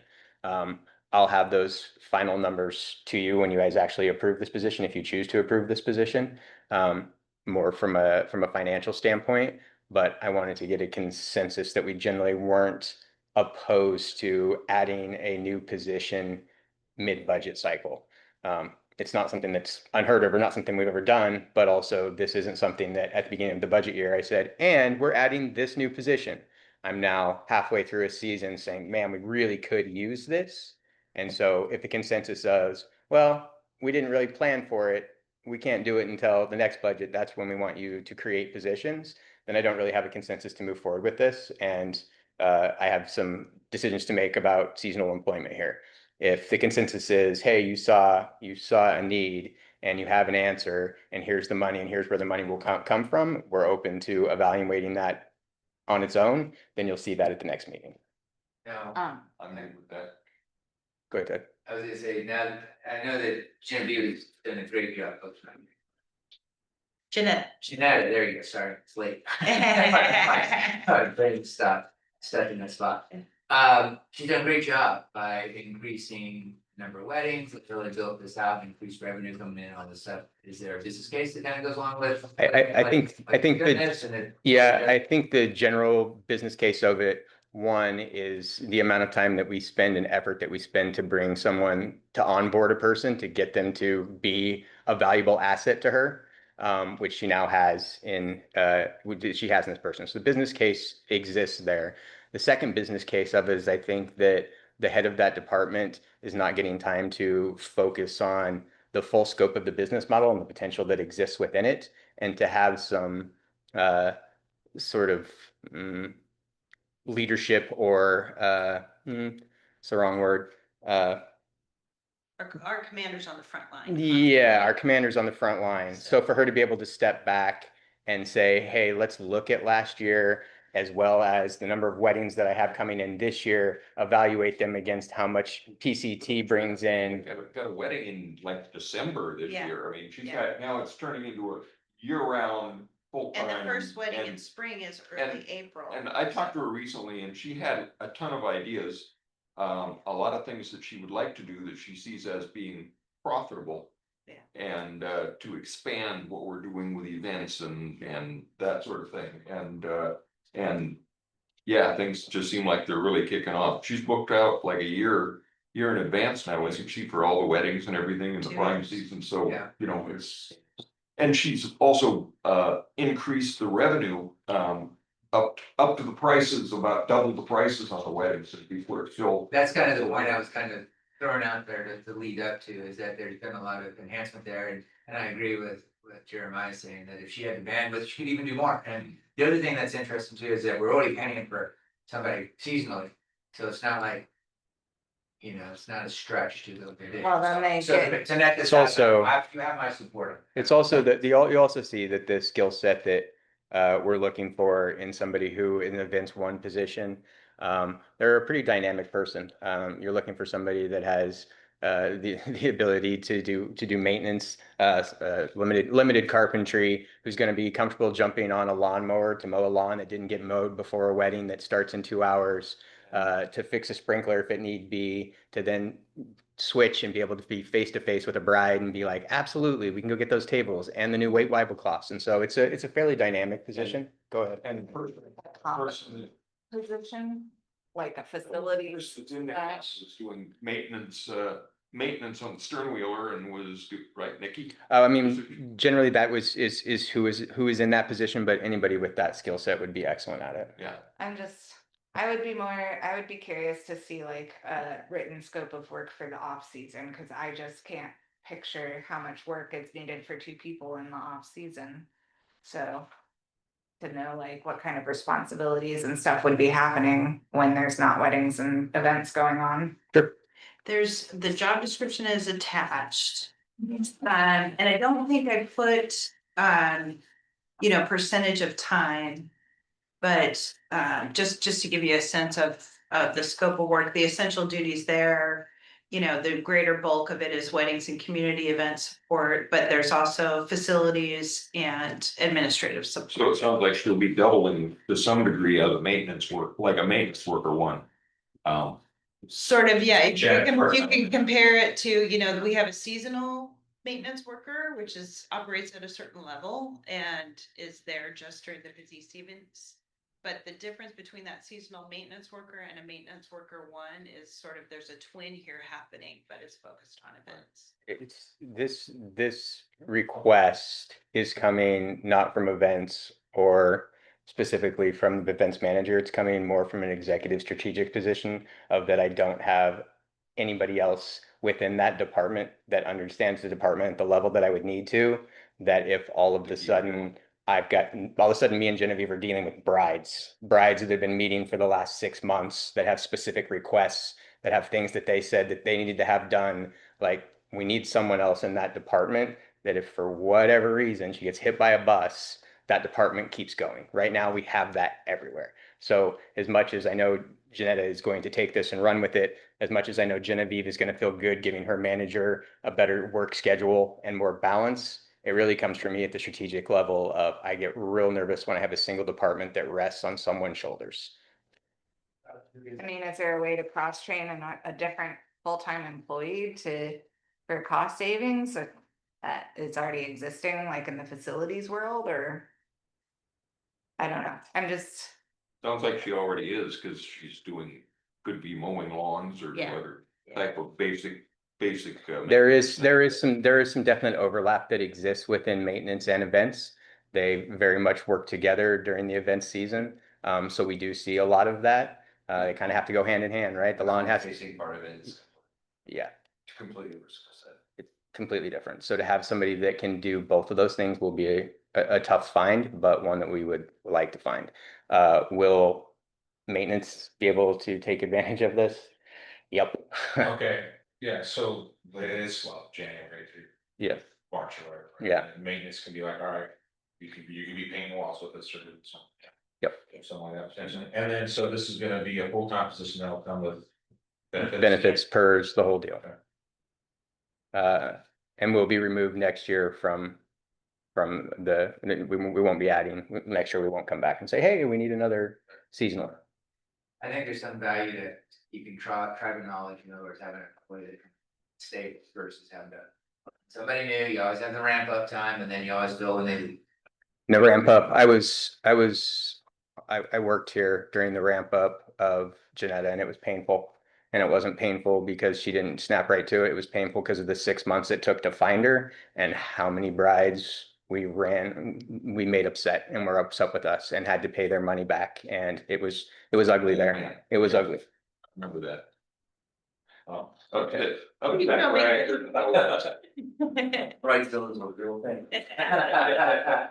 Yeah, there were potential lawsuits and all kinds of scary stuff. So what do you need from us, man? Just a general consensus that you're comfortable with me bringing something back that is, and then, you know, if we choose not to do it, we'll make do with what we've had and we'll go from there. But it doesn't need an action tonight. Yeah, consensus. That we'll consensus that we'll review it at the next meeting with more detail. Yes. Great. Some numbers, We can always do that. numbers. All right, well, if there's nothing else coming before us, we'll adjourn. Thanks, everybody. Thank you. Good work. We'll work at the campsite.